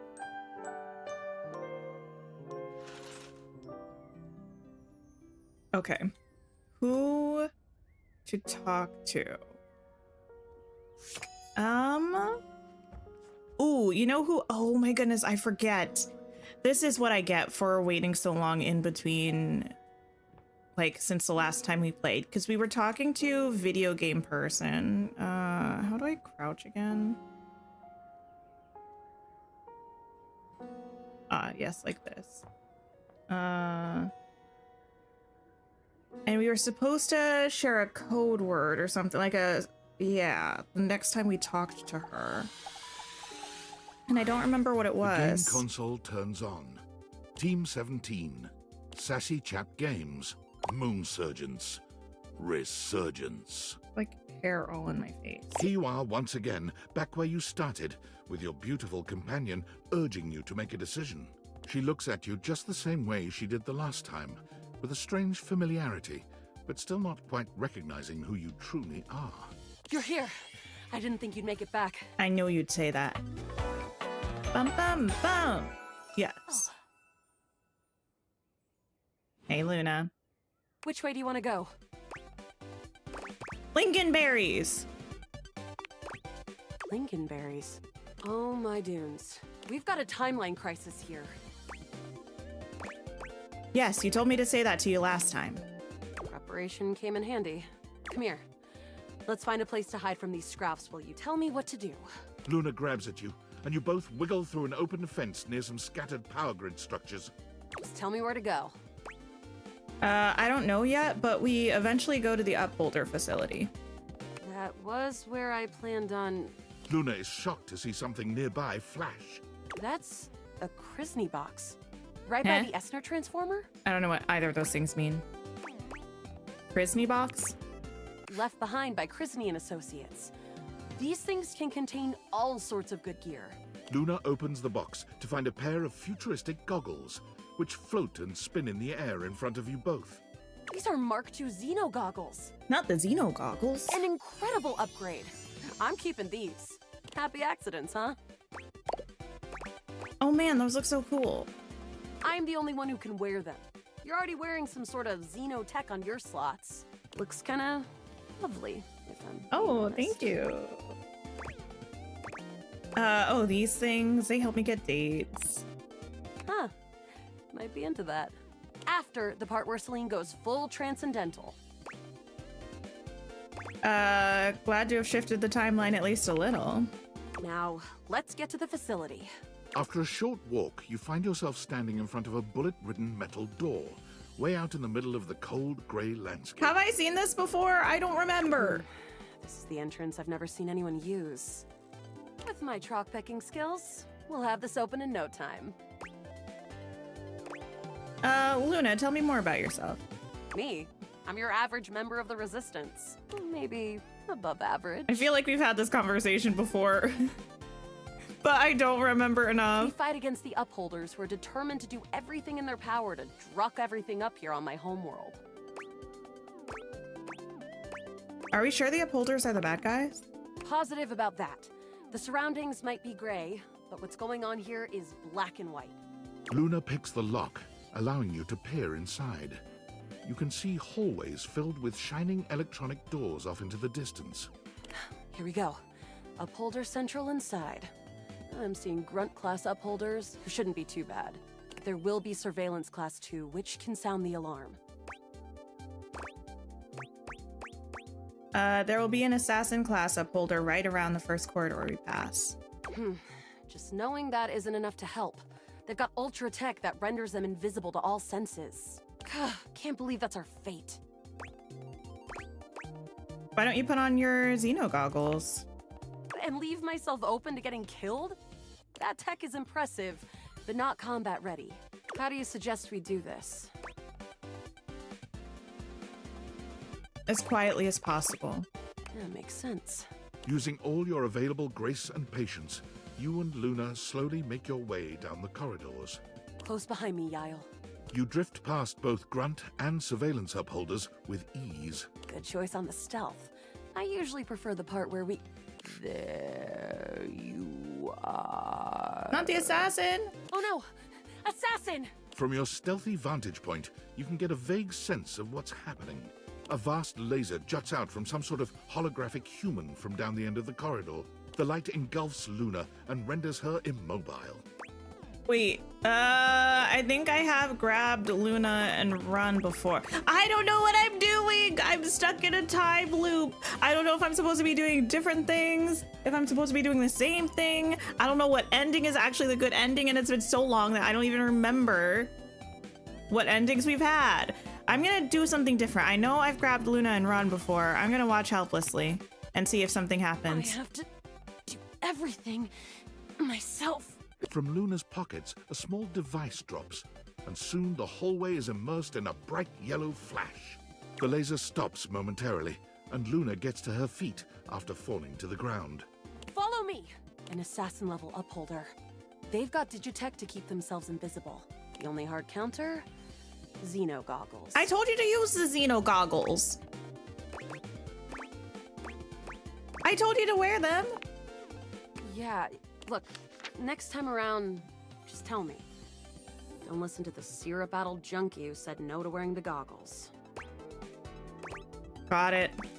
We'll have to remember that for next time. Well, you will. Anything for the mission. Shriek. Can't believe we're here. Seems like a dead end. Is this gonna be a wash then? Hey, you might disappear after this, but I keep going. And I'm not planning on going anywhere.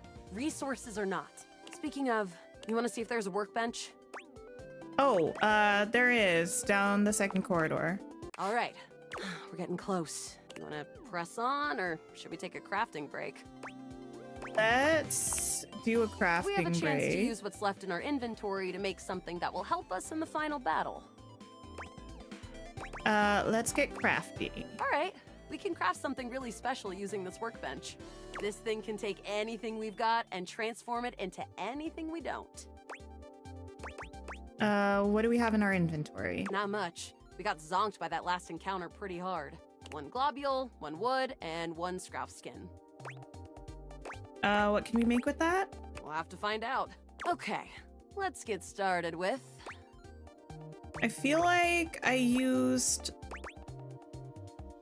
Did I use the globule or the scrouf skin last time? Let's do the scrouf skin. Got it. And then? 1 wood.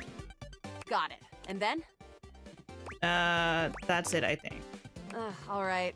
I don't think that's gonna give us anything we really need, unfortunately. Okay. But there's no reason to lose hope. Let me just put these together and... The wood gives nice heft, raising our attack. The scrouf skin makes anything look a lot better for comfort. We've got an amazing new piece of armor from this. That'll help us in the battle ahead. Oh, we'll You say. and Luna make your way Maybe. through the final threshold and stop right before the entrance. Oh no. There it is. The horror of it all. The way opens up into a large regolith cavern.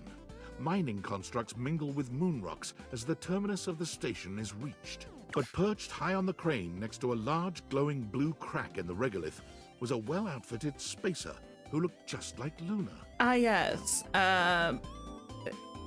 Celeste or something. I don't know. Didn't they just say I wouldn't craft anything good? Well, they lied, clearly.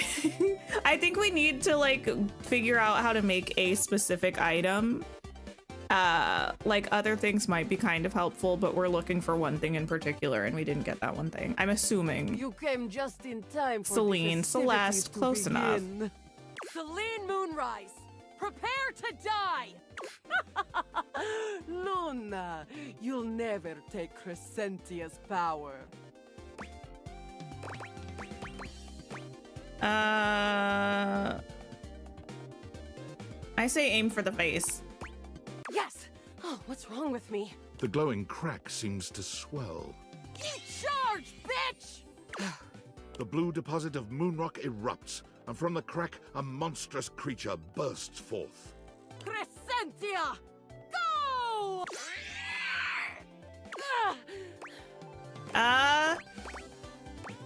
Use items. Take this! Luna throws an elemental grenade that blasts Crescentia's scaly hide.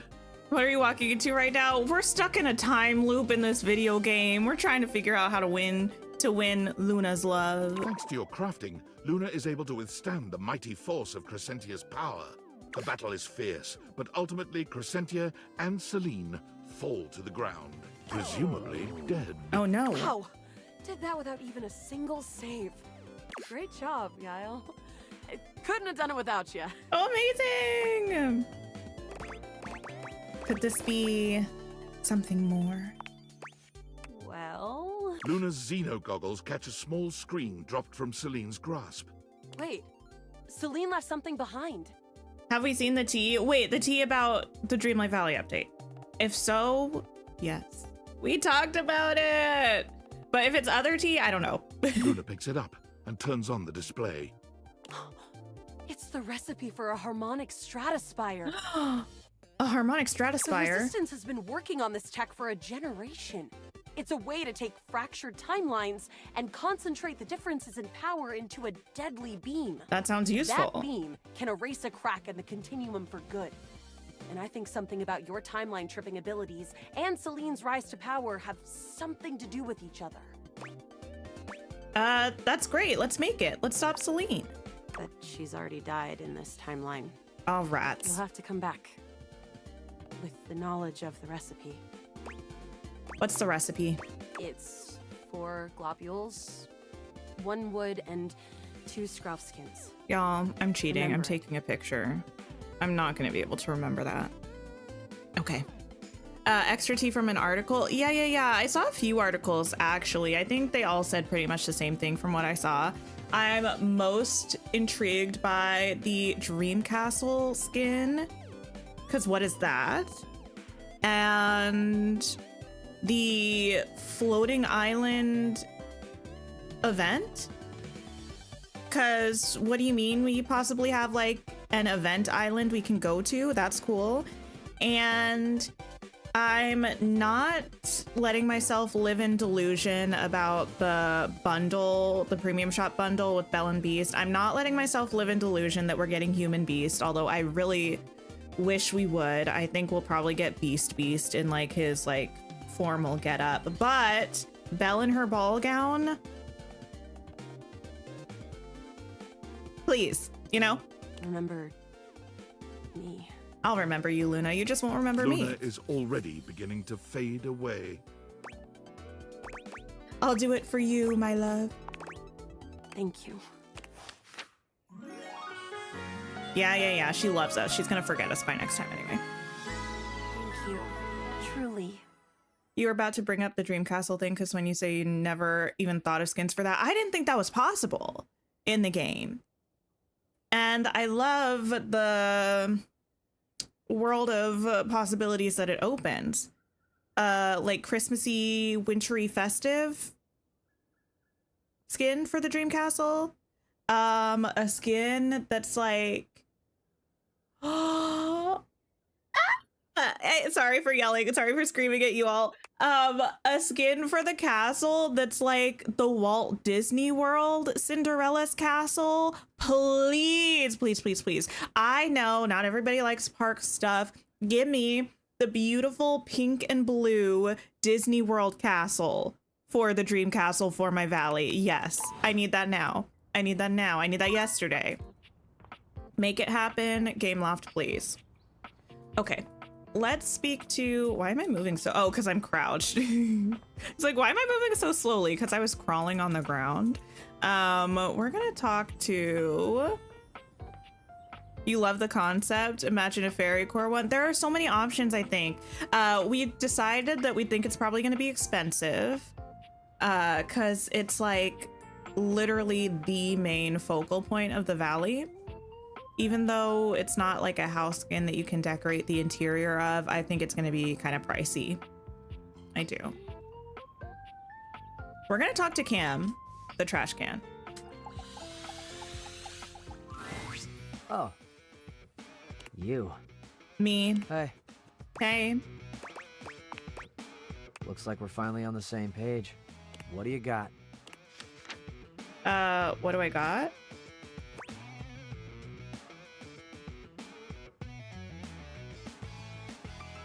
I need empathy of 80. I guess I have something here I can throw out. Oh, my headphones are losing battery. Give me a second.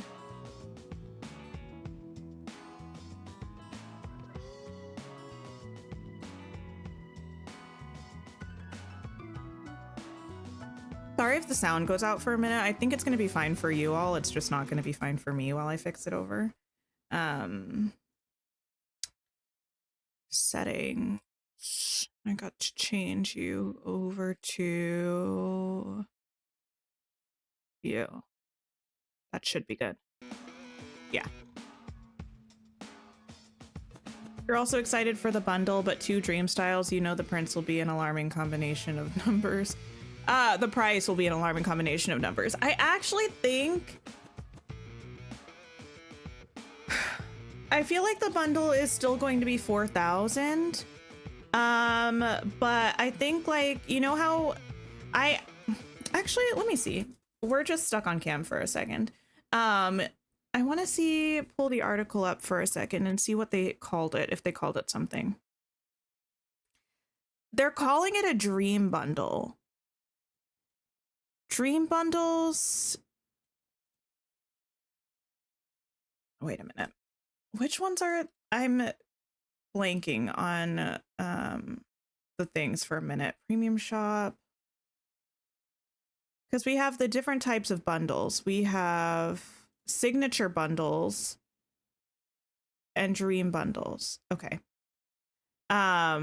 So they're calling it a dream bundle. which I think is the first time that we've had a dream bundle in a while. At least this one article. I'm looking at this Go Nintendo article right now for reference. I think it's the one that I posted way earlier in chat, but I don't think it's pinned. Yeah, the dream bundles that we had were the Wally one and the Vanessa one that had quests with them. The ones that we've had with the houses, I think, have all been signature bundles. Wait, no. They called Ariel, well, according to the wiki, they called Ariel's bundle a signature bundle, but I don't think it is in the shop. I think the dream bundles are the quest ones and the signature bundles are the ones that came with the houses. I'm pretty sure that's correct. The wiki doesn't have it listed that way. So I'm wondering if it'll come with the 2 styles, maybe the interaction that it's talking about, possibly a quest, or maybe a couple other items. But since it's, I would imagine it's probably not coming with a house, right? Like, I think that'll be the difference. I think it'll come with the 2 dream styles, no house, maybe like a quest or like a couple things for us. So I think it'll still be the 4,000 price range if I had to guess. A dream bundle gave us Vanessa, so we could get Human Beast. We could, but it's making it seem like 2 dream styles and a new interaction. It's giving like the ballroom scene from the movie, right? So I'm thinking it's going to be like those looks, and maybe when they see each other, they'll do like a little like bow, a little like curtsy, or like a little dance or something, you know? I don't know. So I think it'll still be Beast, but I would prefer for it to be Human Beast. I found an old parking ticket shoved between the sofa cushions. You're supposed to pay those. They kind of intimidate me. Wait, really? Oh, God. Yeah, you are. Strange as this may seem, it's not just tiny wallpaper. Though, that is how I generally use them, and they work pretty well. Why don't you just use real wallpaper? Well, if you'd occasionally throw away some real wallpaper, then I'd have other options, wouldn't I? Oh yeah, that's my bad. Though now that you mention it, that Burger Baron wrapper has some pretty baller colors on it. Oh, you mean the logo? No, I mean that smear of relish and special sauce. Well, that's not mine, because I don't get sauce or relish on my It ain't stuff. really that special, though, believe you me. It's mayo and some kind of buffalo-flavored paste. Cool. Hey, if this isn't your thing, nobody's holding a gun to your head. I mean, fair enough. True, more like a 2-week-old French fry. Hey, have you ever needed to hit somebody? You'd be grateful for that French fry.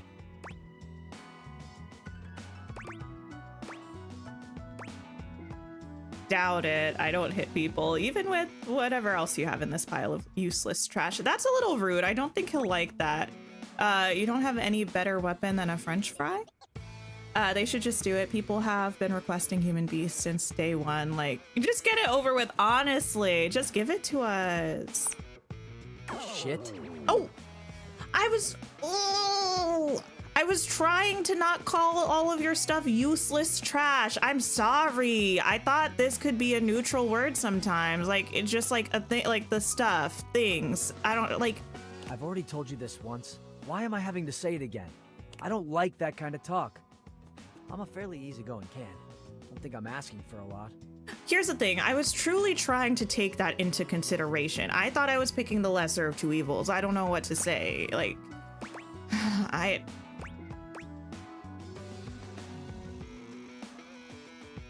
don't get it. I'm seriously warning you now. Oh! Choose your words carefully.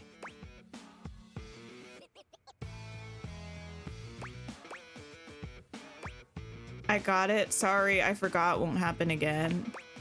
These were the wrong words to choose. Cam turns his back and leaves. I was just trying to assure you that I won't make the mistake again. I felt like that would be better than a hollow sorry. Like, goodness gracious, we have our second person who hates us. I can't talk to him ever again because he's gonna say, I hate you. I'm so sorry, Cam. Here's the thing. If I were actually being mean, I would get it. Like, if I were intentionally, as me, Tink, trying to be mean, I would get it. Since it was me, as Tink, trying to not be mean, Now I'm just angry.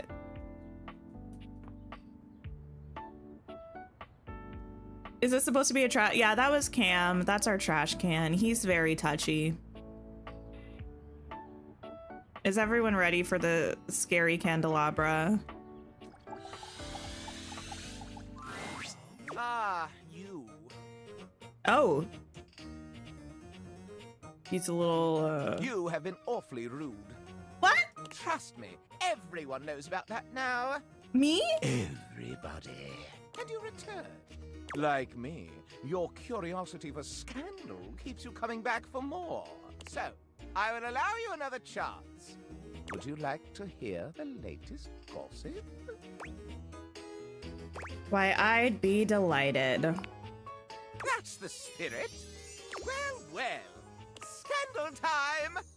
This housedom, while it may appear peaceful from the outside, in fact harbors a hotbed of scandal from the inside. Okay. For example, did you know that the previously paired aerialists, Washford and Drysdale, are no longer speaking to each other? I did. Incidentally, Washford is also not speaking to me, so I did know that. Oh! Next, were you aware that known vagabond Bobby Pin is on the loose once more? Yeah, I'm her partner in crime. Imagine the heist they are planning. Can you imagine the Their partner in romantic crime. dalliances as they make their way through the house?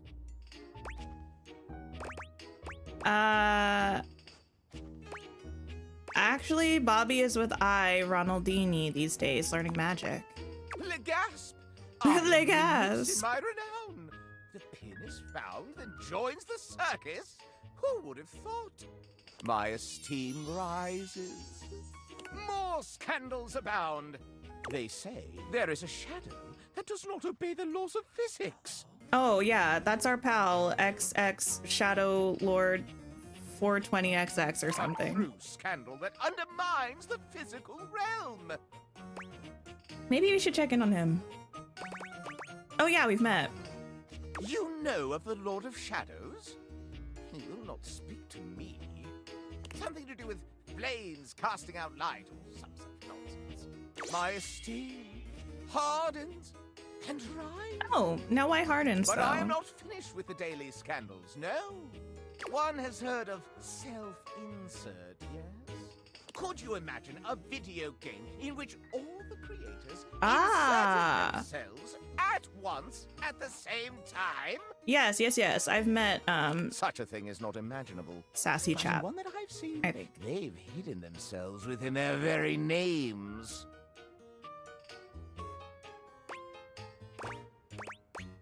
The devs? Met them. You've met this lot. I didn't think such a thing possible. Esteem! Oh. Very well. One last scandal. Please. There's no possibility you've heard of it. Give me something on the two people I haven't met yet. Long ago, a relic was stolen from an island nation, brought to these shores, and hidden underneath this house in a box. Surely you haven't heard this yet. Yeah, I know her. I know it to be true because I found her. I cannot believe this. You did all that before even talking to me once. Oh, my good sir, I've talked to you twice, I believe. This is, I think, the third time. I'm the Candelabra, placed obviously and magnificently in the dining room. You weren't even curious passing by. My esteem does not like this. No matter. That is more scandal than your puny pate can handle. I will teach you the ways of the scandal monger soon now. Okay, good chat. Who next? Who next? Who next?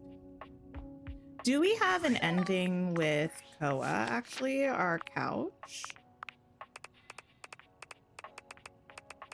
Oh. Wait. The scary dishwasher. I feel like we need... I feel like we needed more specs before talking to them. Some of the character designs, listen, it's so good. This game is so good. Koa. We do not have an ending with. Let's go talk to Koa. Oh. You know what? We'll talk to Shadow Lord first. Then we'll talk to Koa to have a nice, like, chill wind down before we go to sleep. Wait. Can I not speak with you? Ooh, there we welcome go. back, my dark ally. Come, let the next trial commence. Okay. Give me all the trials. The trial of the letters begins. Letters? Back before the great cataclysm, my comrades and I would partake in spirit shackling activities. Of course. Wait, pause. Do we think that,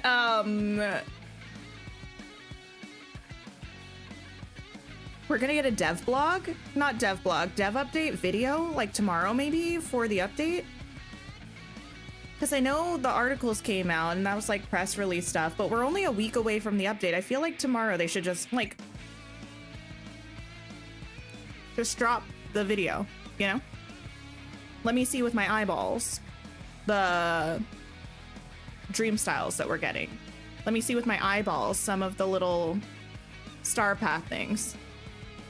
I know my good sis Courtney is getting some checks lately. As she should. Some have lasted several nights. Others, we simply gave up counting. Are you prepared to begin?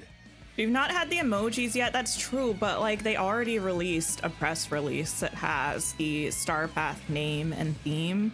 So I feel like maybe we won't get emojis. I would be okay with that. I'd rather have them just drop the dev update video. I hope they don't wait till the weekend, because like they might, but the update's next week. Yeah, I hope they don't split it too. Like they might do the thing where they drop part of it tomorrow, part of it Thursday, part of it Friday, and then maybe like the full thing on Saturday or like the full thing on Friday after they drop the last part. But I feel like the teasing of the update time is shorter now. Just give us the whole thing tomorrow. It would be my preference. Usually the whole video, I wouldn't call it leaks, but the whole video usually ends up being dropped early by some outlet who was given it ahead of time, even though they haven't shared the whole thing on their socials platforms. But I'd like just an official whole thing, I think. I am prepared, Lord of Darkness. Let the game of shadows begin! I present to you the following. He holds a sheet of notebook paper up to you. It contains a macabre illustration of a dead person and a few mysterious lines. This is not a stick figure. Is it just you who's surprised by how early it's coming out? I thought it was going to be out on the 8th. I don't know if it's like they want it out of the way to focus on the expansion, or they like want more time between like the drop date and the expansion date, if that makes sense. Like, I don't know if it's from a dev perspective, because like if it's done, they can focus on the expansion as much as they want. Like they can still sit on it if they want, but like I don't know when the expansion is coming out, but if it comes out the 1st or 2nd week of November, like the 2nd week of November, that's 6 weeks between the free update and the DLC, which feels like a good amount of time. So maybe they just wanted that time, especially since in between that time period there's also going to be the showcase, so they just want like a little bit more breathing room between each of those things. I don't really know. You imagine it's a smaller update anyway. Yeah, it's usually a pretty quick quest, the friendship quest. I do wonder if it's going to be a shorter star path, because last year this time when we got Timon and Pumbaa in the realm re-entry thing, yeah, revisit is a better word for it. The realm revisit, we had the night show star path that was a shorter star path. So I wonder. Blank, blank, blank, blank, blank blank. Of course. Now, guess. Do I get to pick a letter? Is this Hangman? This is the Hanged Man. Well, the Hanged Man is a tarot card, I think. Now, this is not that. Choose your letter. A. No. Yes, A. There is an A. Now, choose your letter. Oh, well, you didn't put it where it belongs, though. S. There is an S. Now, choose your letter. I bet it's Shadow. The answer is Shadow. It'll be a long wait for Cinderella if it's a shorter star path, especially for those who don't get the DLC. I mean, I think probably the free update will be the 1st or 2nd week of December, because that's usually when it is for the end of year. So that's like 2 months between free updates, which I feel is fairly standard. It's not an overly long wait for Dreamlight Valley.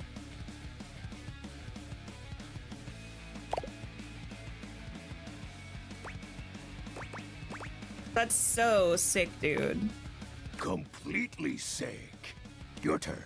Shadow Lord's skull doesn't really have much in the way of expression, but he seems a bit smug. I'll have you know that among my dark cabal, I was the leading player. Oh. Think to yourself, what is your mysterious text? I'm gonna think you're cute. 2 words. The second, 4 letters. The first, an apostrophe. You just got 720 hours in Dreamlight Valley. That's a lot. This is most certainly a declaration of praise and endearment. How sweet of you, Penumbra. It's most certainly you're cool. Oh, not quite. You're wrong. What? That's impossible. What is the answer then? You're cute. Shadow Lord falls silent as he tries and fails to process this compliment. Ooh. Oh, well, I see you've chosen the path of flattery. Out the blush. As are you, Penumbra. Very cute. Thank you. Ah, that was entertaining. It's been eons since I've played the Hanged Man. Last time, I engaged in a mighty face-off with Lunar Knight that lasted until sunrise. Oh, it was legendary. Who's Lunar Knight? An old comrade from before the Great Cataclysm. An old flame, perhaps? Were you too close? Not as being a jealous girlfriend, like, oh. He was a former shade of mine, if you get what I mean. Oh! Our conversations gathered more shadows than any other void dweller. I was mostly joking. The Lord of Shadows and his loyal knight. Us two were perceived as an eternal pair. I mean, if you'd rather be with Lunar Knight, what happened? The Great Cataclysm.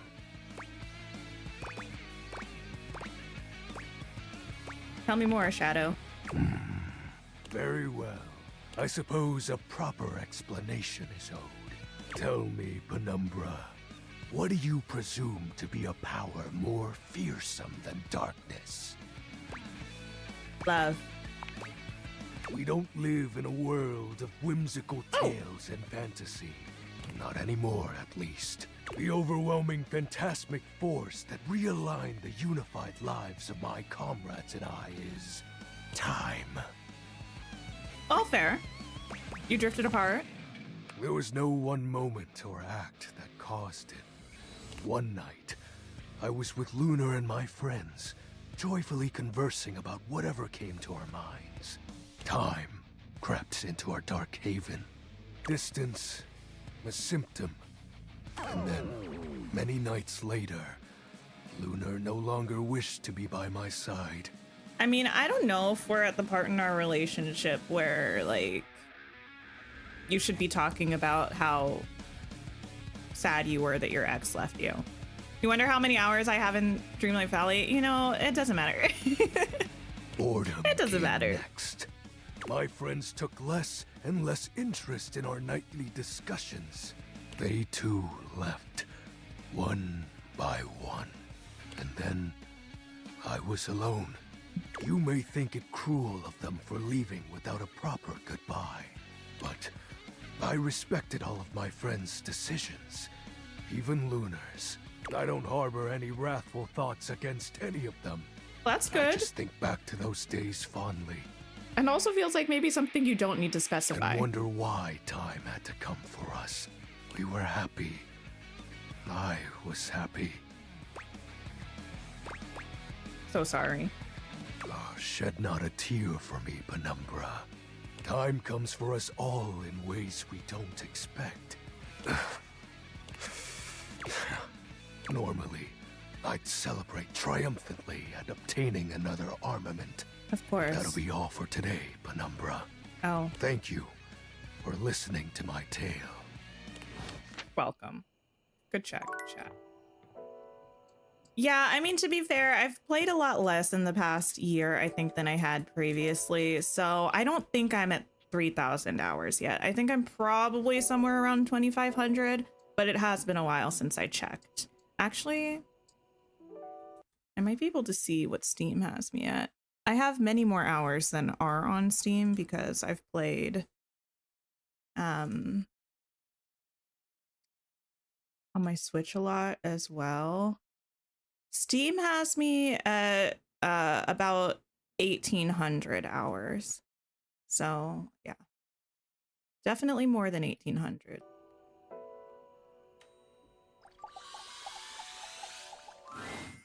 Hey, come on over and have a seat, buddy. To be fair, yeah, I don't know how many hours. You look less sleepy than usual. Do I? Guess I got a lot to think about. It's a good day to spend some nice quiet time together, isn't it? Isn't it always? If that's what you want, let's do it. It is.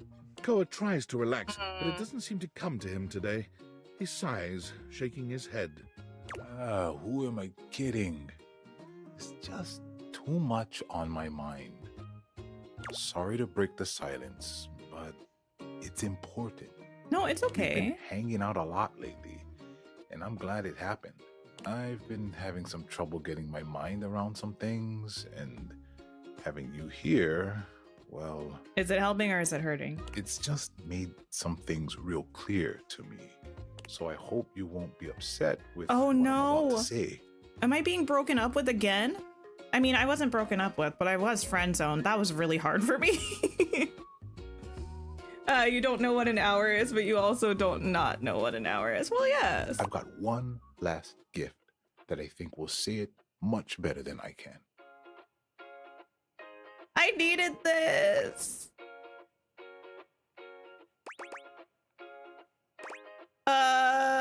Listen, for lack of a better choice, candy me up, Big Daddy. See that one in the middle? The heart? Can you read that for me? You love me? You dropped these, and I know it's a little too soon for love, but you make me feel safe and happy.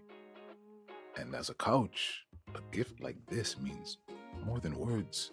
I mean, yes, Koa has established that giving things from... Oh, well, I'm not going to say it that way. Finding...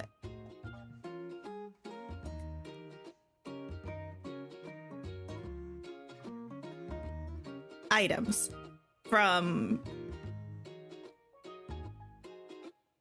the couch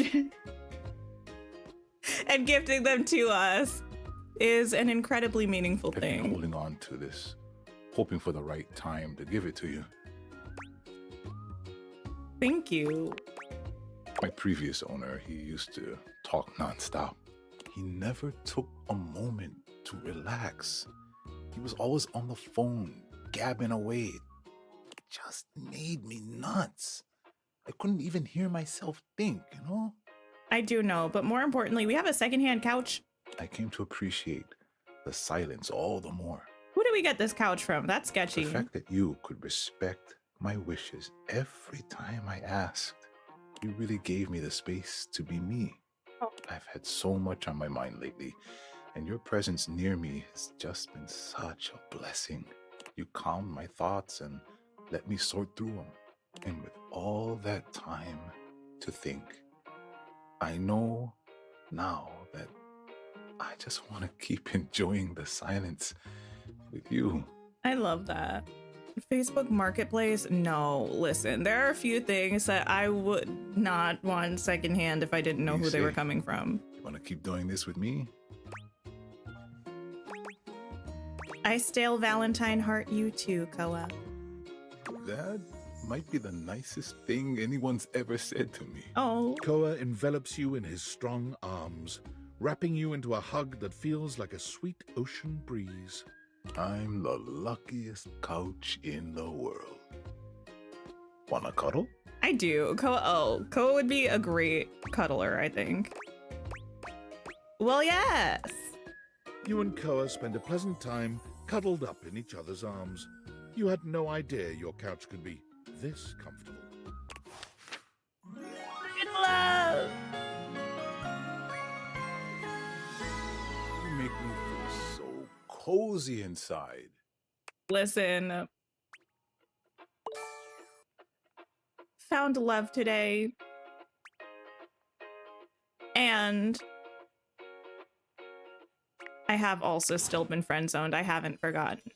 I haven't been able to move past it. Actually, we found love with a couple of people.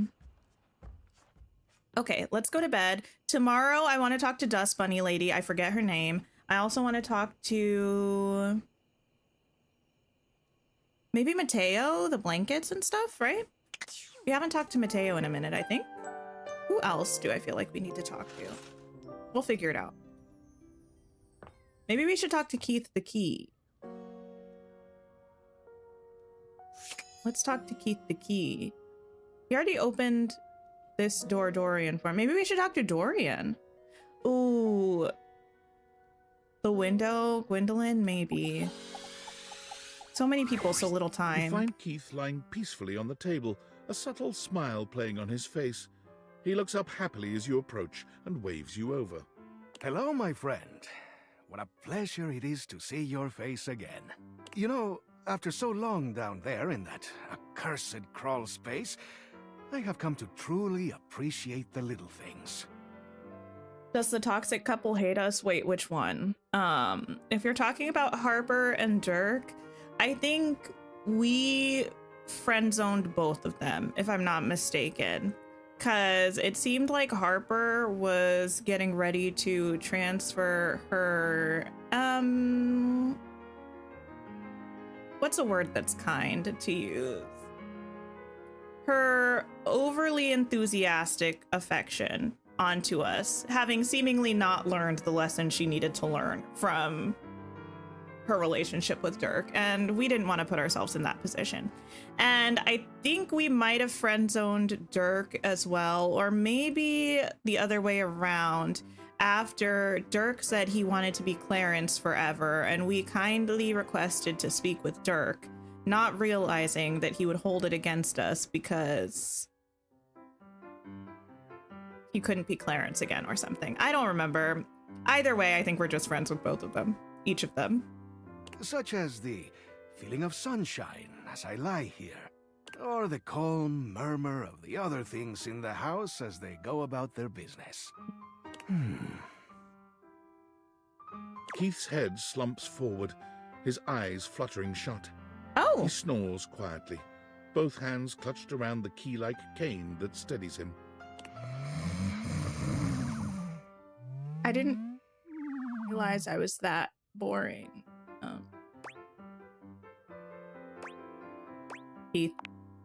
Keith wakes with a start. Huh? What? Oh. Hello. Sorry, I just dozed off. It's just so nice here on the table. Ah, the joy of being free. Keith is up to something. And I know this because I remember there was a content aware that was like, it'll go into spoilers if you want something. And I didn't want to know, but I accidentally clicked it anyway. So I don't know what's going on, but I know that something sketchy is going on. If I just open myself up to such simple happiness, it seems to flood in. If only I had known such wisdom in my younger life. It might have saved me from much suffering. Have you been through a lot? Alas, but I have. Such trials and tribulations as I wouldn't bore you with. You see, one does not reach my advanced age without having messed up once or twice along the way. Although I pride myself on opening things, there are some doors that are meant to remain closed.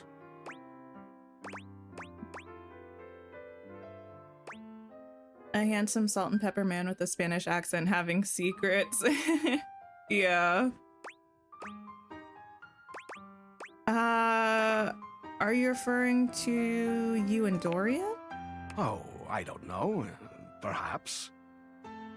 But, well, I don't think that was ever destined to work out. Never mind all that. That is in the past. Flirting with Tony the toolbox. Listen, Tony is a handsome man, but I don't think we need to go there. I feel like we have a friend ending with Tony. We must be here, in the present, if we are to find happiness, eh? In any case, what I'm trying to get at is that what's most important in life is... learning to appreciate the little things, vengeance on our enemies. Learning to appreciate the little things. Like companionship. I must say, I'm glad we've met. You know, you seem like a lovely sort. I am. And in fact, there's something I'd like to give you. But before I do, I need to make sure you're on the right track developing your character. So, let me take a closer look at you. What do you mean by that? He narrows his eyes, evaluating you with a sharp up and down gaze. You can feel yourself sweat just a little under his intense scrutiny. Why are you looking at me like that? I see you're making progress. Here's something that all good humans will enjoy. He holds his hand out to you, depositing something small in your palm. It smells sweet. Is that empathy?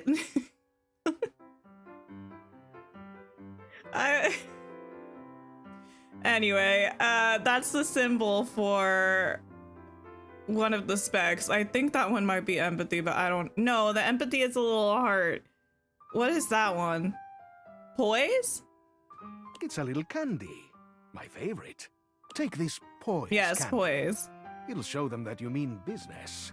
This can be used in certain situations where you've burned your bridges and wish to make amends. You take in the scent of the poise candy. Something about it makes you feel steadier somehow, like you could stand up to anyone. Consume it wisely. Eat it if you'd like to put your foot down and make someone reconsider. And please do refrain from taking advantage, eh? A sweet tooth is a powerful tool. We can get... This empathy candy is just for you. You take in the scent of the empathy candy. Where's the empathy candy? For candy? half a second, you feel as though you want to give the entire world a hug. It'll help you convince someone that, in the end, you really do understand their struggles. Wait. Okay, it showed me a poise candy. But then it was talking about an empathy candy. This feels like it's the way that I fix people who hate me, which means I can finally get Washford to not hate me anymore. But how do I use it? Do I talk to the person and then like... Use this to redo a hate ending with any empathy aligned dateable. Use this to redo a hate ending with any poise aligned dateable. Oh. I fear that Washford is smarts, huh?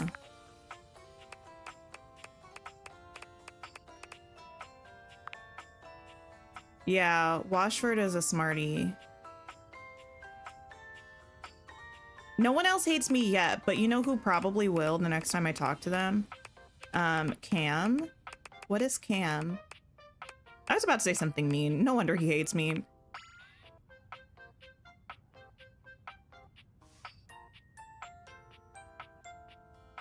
I mean, I hope he doesn't hate me, but if he does...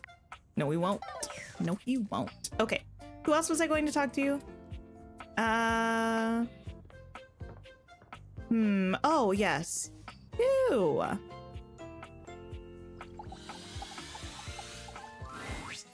there, honey. I've been waiting for you.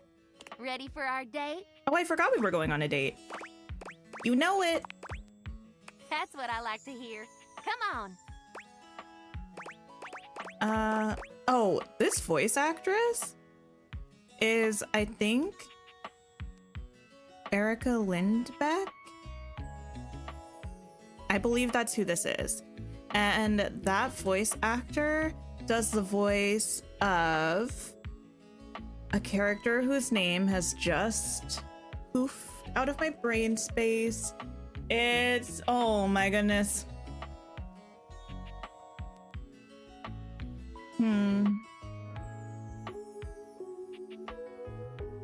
From Hell of a Boss. The Hellhound. My brain unfortunately refuses to move past Luna. I think it's Luna. Luna from, yeah, Hell of a Boss. I think that's this voice actor, which is kind of cool. Very different voice for that character. Where are we going? I'm taking us somewhere just a little bit dangerous.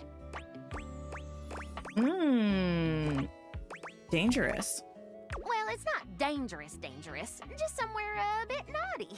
I mean, somewhere we shouldn't be. The adopted daughter. Yeah, the adopted daughter. Come on, I'll show you. I think she also did the voice for Millie in the pilot, though. But then when they actually properly started the show, they got a different voice actor for Millie.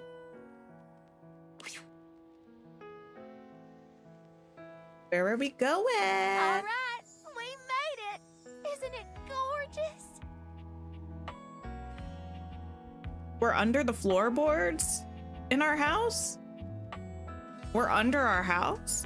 Dolly gestures expansively, a proud smile on her face.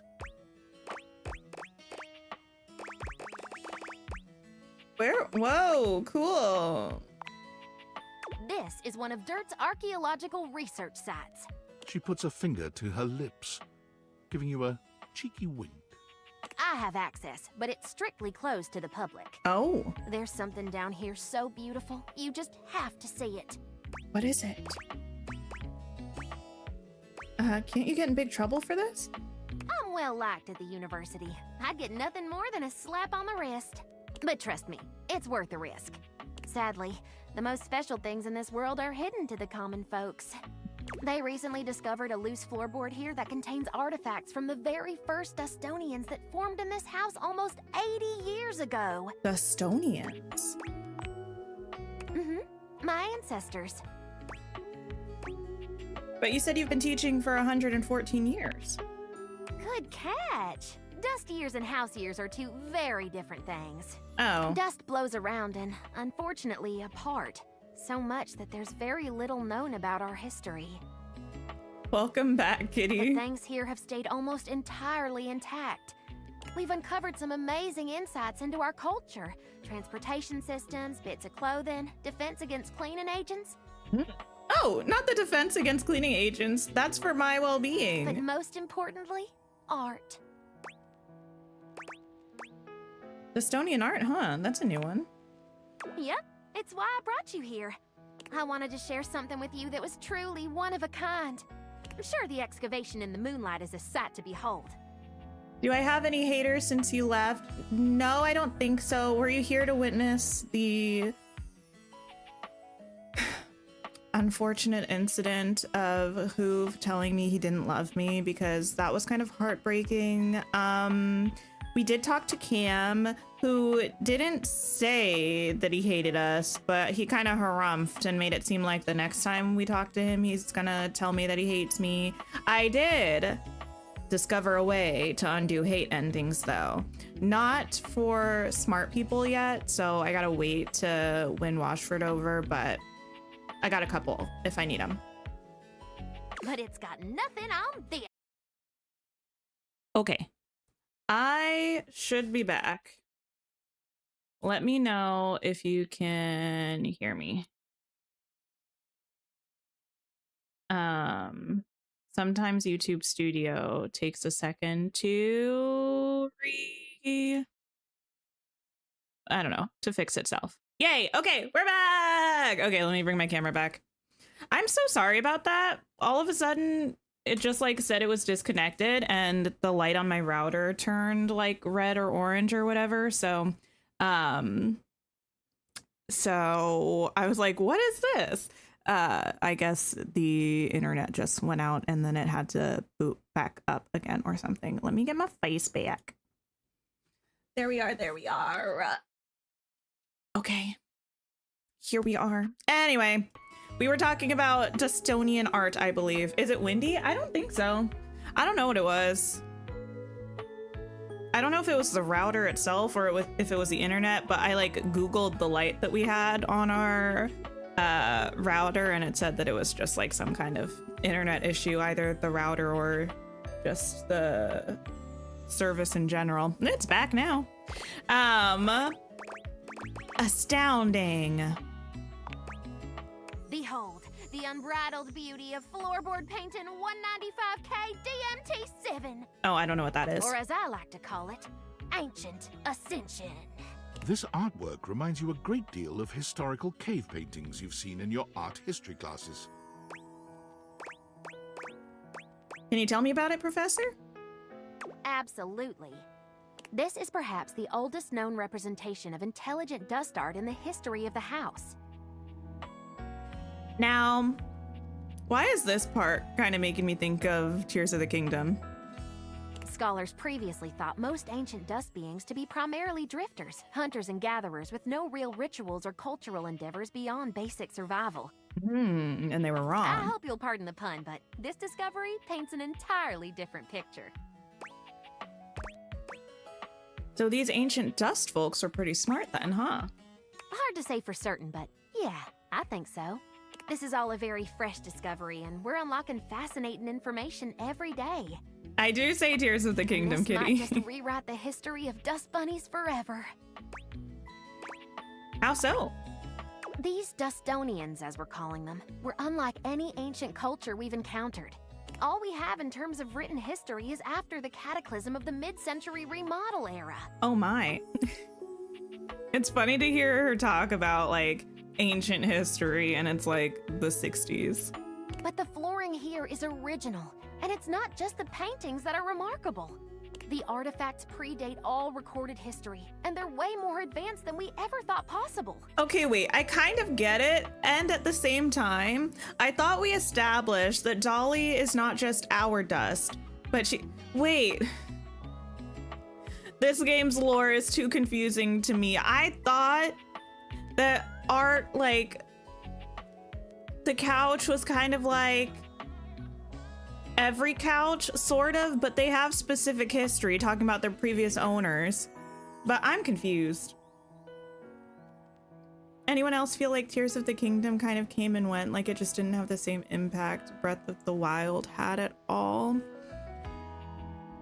It's hard for me to say. I didn't play Breath of the Wild when it came out. I know Breath of the Wild is like talked about a lot more, but I feel like that's also probably a little bit because of the fact that Tears of the Kingdom was kind of like building upon what Breath of the Wild already did, and Breath of the Wild kind of just like did a thing on its own, kind of out of nowhere, you know? At least that's sort of how I interpreted it as somebody who didn't play it when it was first coming out. But Breath of the Wild also had a couple DLCs, right? I don't think Tears of the Kingdom did, but I don't know the timeline of when Breath of the Wild got its DLCs. Tears of the Kingdom was originally meant to be DLC. Oh, really?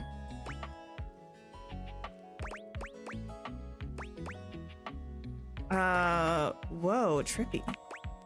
Well, not only are there gorgeous shards of pottery, ancient dishware, and dustworks, there's also intricate clothing and jewelry.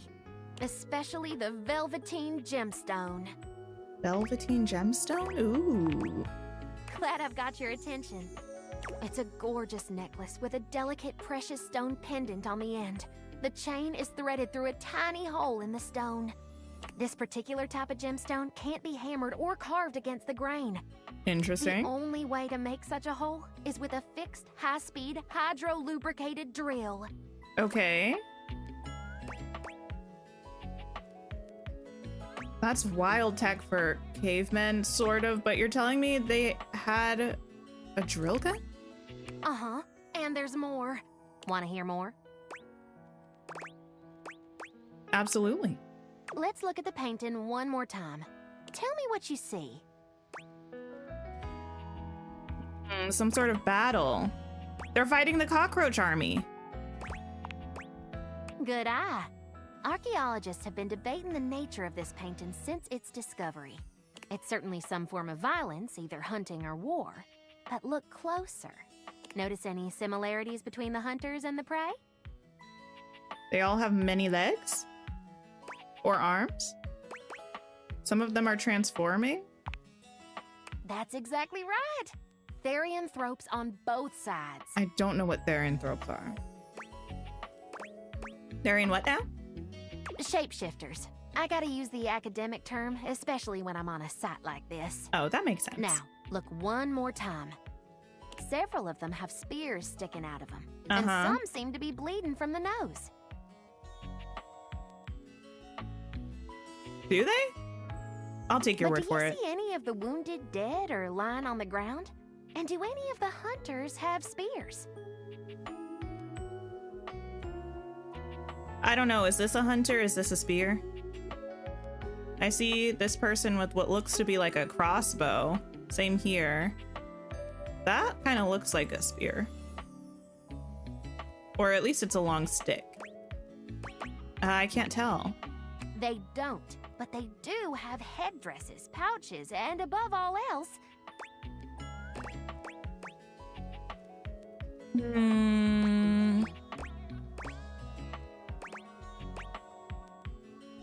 Mushrooms? Is that a mushroom? Right. It's still a theory. We can't be sure until we do more research, but there is a small and dedicated group of us that think. This is the very first example of psychedelic art in the dust world. Psychedelic art? What? Calm down, you'll wake the vacuum. Why would an ancient society capable of living a comfortable and fulfilling existence come all the way down here to make their paintings? I believe this was a ceremonial site where shamans guided young warriors and civilians on a spiritual quest near the danger of the vacuum above. Oh my goodness. These paintings could be a living depiction of what they saw. Huh. What do the spears and nosebleeds have to do with it, though? Most literature on guided shamanistic hallucinations speaks to a sensation of being speared or run through the head, heart, and back.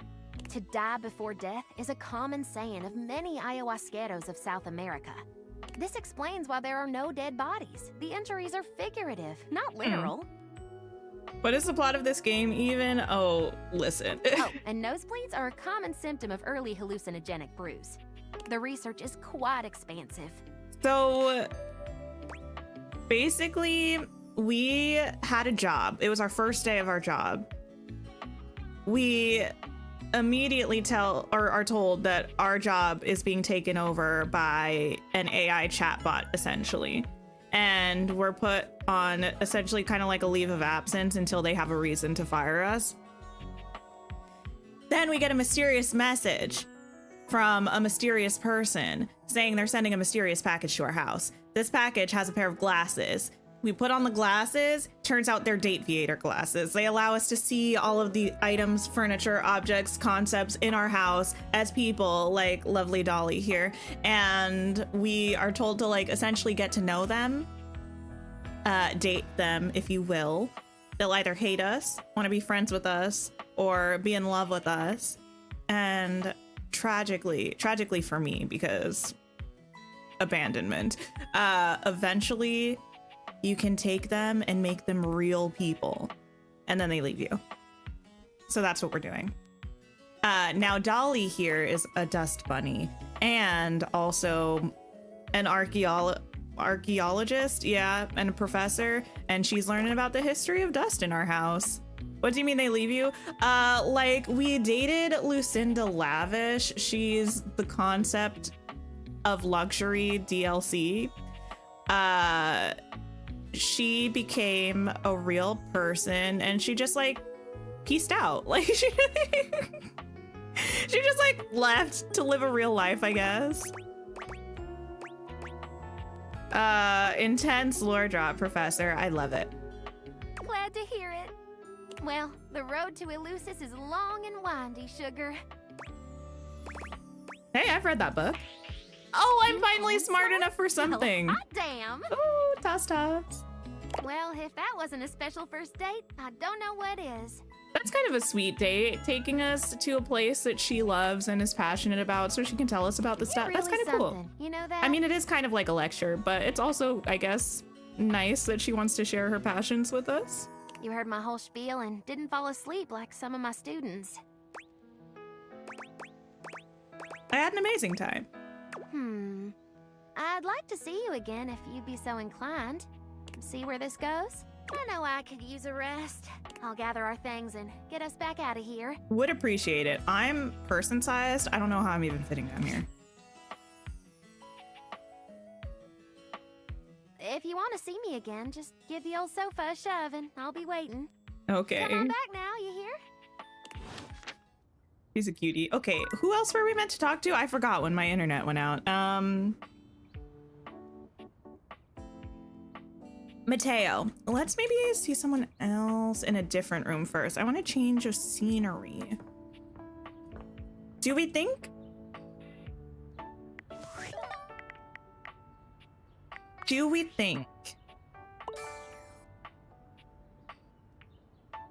I think we need it. What did we need to talk to? I don't remember. I was wondering if we were high enough level to talk to Jean-Loup again, but I don't know. You could talk to... You don't really talk to Dorian very much. Let's talk to Laundry Room Dorian. Or Hoof Closet Dorian. You've really put your foot in it now. How? You found the most forgotten Dorian in the house. Oh. The laundry closet. Thematically redundant. There's already a door here. There's a cabinet. Was there really a need for a closet? It is kind of a closet within a closet. Yeah, I guess that makes sense. Of course it does. Yet you still came here. Is it because you truly love me? I don't know. I mean, you said you like friendship, but like if you wanted to be in love, like... I'm scared. I don't want to tell Dorian I love him. I told who? Okay. Mere inches from where I'm standing now, I confessed my love for Hoove and was rejected. I don't know if I could survive being rejected again. Yes, Dorian, I love you. I don't believe you. I suppose I can tell you about all the objects that were in here. If you even care. Sure, who's here? Well, there's Bo the Box. But she's hardly a denizen here. She's all over. Yeah, I know Bo. Of course you do. There's Hoove, of course. The vacuum. Yeah, I know who. But that's it. Well, there's Bobby Pin. Not anymore. That's it. Nobody else. I'm done speaking of this dreadful place. Oh. It's a pretty boring place. Thank you. I feel like he would appreciate me agreeing with him. Anyway, good chat, Dorian, even though you don't love me. Just, you know, going around telling people I love them, being overlooked. Okay. I feel like, actually, before I do this, let me check Matteo's data decks. Because I know we were supposed to speak with Phoenicia about one of Matteo's little cord creatures or something. Davy, I think was the name. Look at me remembering things. I want to know if there was follow-up that we needed to do after that. Matteo. Oh, this is Lucinda. She's the person that we made real. She's left us. Anyway. Last visit to Matteo's rescue, you found him in the middle of a truly bizarre conversation with Sinclair. Oh, not Sinclair. So spooky. All right, let's just talk to Matteo.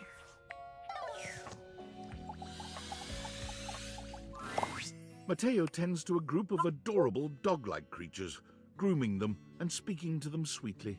What in the world is this one? This one looks like fluffy little pom-poms that you craft with. Just a few more. And done.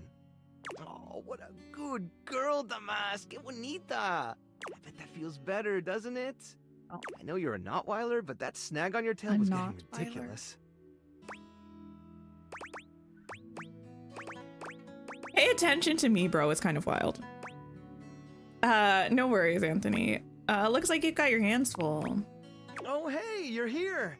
I was hoping you'd come by. I wanted to thank you for talking to Phoenicia about making that post. Oh, you're welcome. No problem. We've already had some visitors stop by because of it. I even talked to a few things who said they saw Davy recently. Hopefully, if we can figure out where he's been, we might be able to follow his trail and track him down. Oh. Oh, that's right, Chiquita. He'll be back before you know it. You weren't kidding about running out of space. That's a lot of dogs. Nope. But we make do with what we have around here, don't we? The inanimals respond with a few happy barks. Some might call it cramped, but I prefer cozy. And who wouldn't want to be cozy with these munchkins? I mean, okay.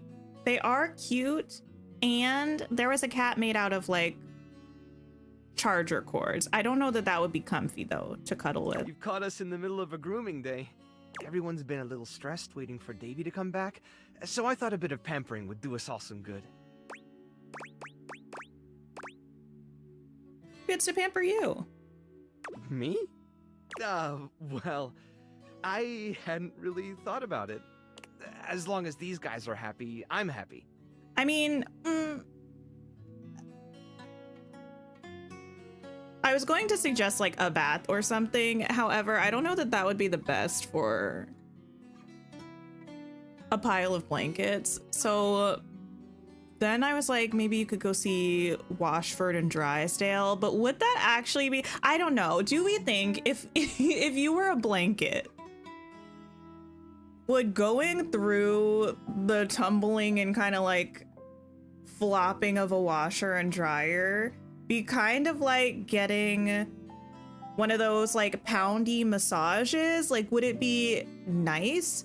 Or do you think it would be like hectic and uncomfy? I'm not sure. That's really all the pampering I need.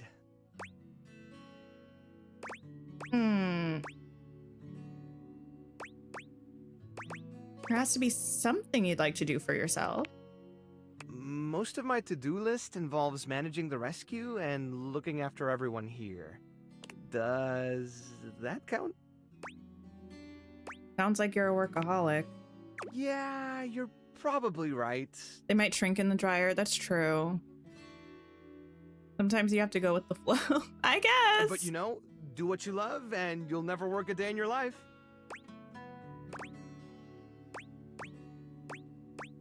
Or like, do what you love and you'll work every second of every day of your life. I've never heard that before. I like it. But I can't just up and leave.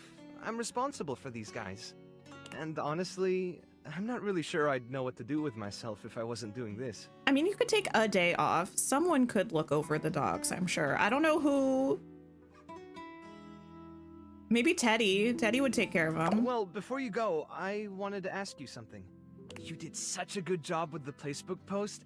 I was hoping you might want to help me follow up on some of the leads we've gotten. It would take me a while to get through them all myself, and I really don't like leaving the inanimals alone for that long.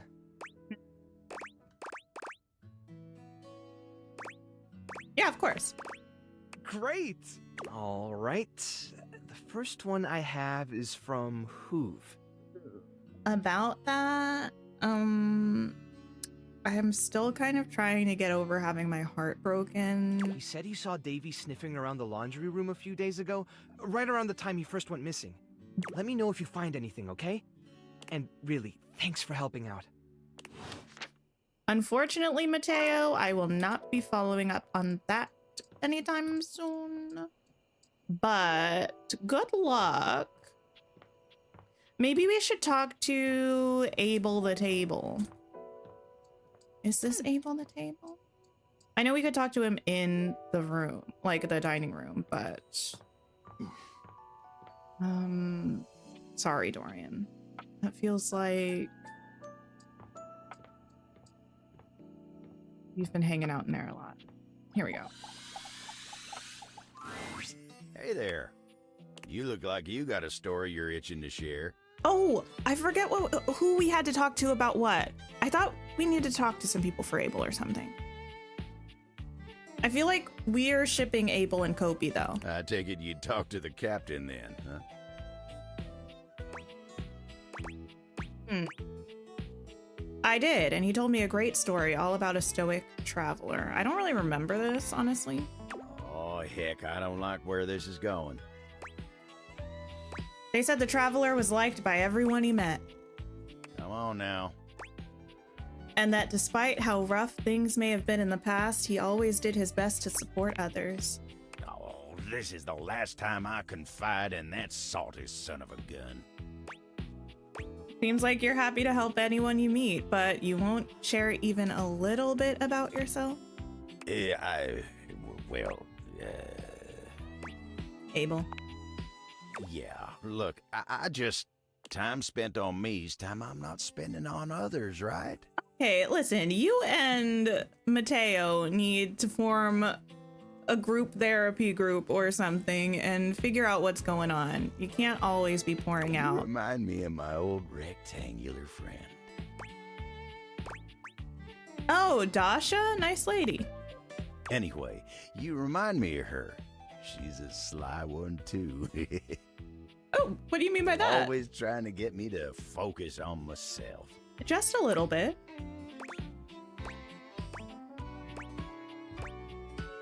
I think you're more interesting than you're giving yourself credit for. Well, that's real nice of you to say. Oh, you mind giving me some time to myself? Oh, that's a start. I need to get my head on straight. I'll take it. You are allowed to tell me to leave. Well, everyone's allowed to tell me to leave, but yeah, sure, as long as you're gonna be okay. Always am. But for you, that's a step in the right direction, thinking about and for yourself. We approve, we approve, we approve. Okay. Let me go to sleep.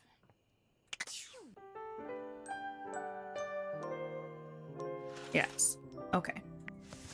Time to check out ye old data decks. We seem to have made, I mean, I don't know if we made progress or not, but we certainly have not actually found the 2 remaining datables. What's a girl gotta do to meet the last couple people that we have? Let me go through this new stuff. I'm not gonna read it. I just talked to them. It's interesting that their name says Dina instead of Damon.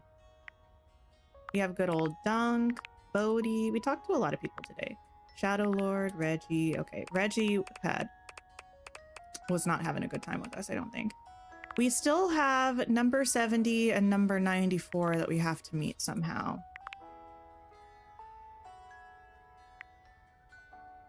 These are both base game characters. I wonder, because I do think this person is like the game or related to the game somehow. Like, I wonder if we have to have met everybody else before we meet them, in which case this person is the person we have to meet. They seem sporty. Maybe when I finish and get like an ending with Dunk will introduce me? I don't know. We'll see, we'll see. I think we're gonna go ahead and wrap up for now though. Thank you for hanging out with me. Thank you for sticking around after the technical difficulties of my internet going out. I appreciate it. Listen, tomorrow, hopefully we will have a developer update video to look at and talk about visuals along with the news that we have about Dreamlight Valley. Let me see if anybody's playing anything where we can go and hang out today. Let's see. You know, Tanny is streaming, but I think Tanny's probably going to be wrapping up soon because she's been on for a while, but we can go and check out Tanny for now. Just drop by, drop a like. If she's wrapping up, that's fine. And I hope you all have a wonderful rest of your day or night and take care of yourselves. I'll be back tomorrow with some Dreamlight Valley. So I don't know, come ready to talk about things, maybe do a dream snap or something, and I will see you then. Goodbye, everybody.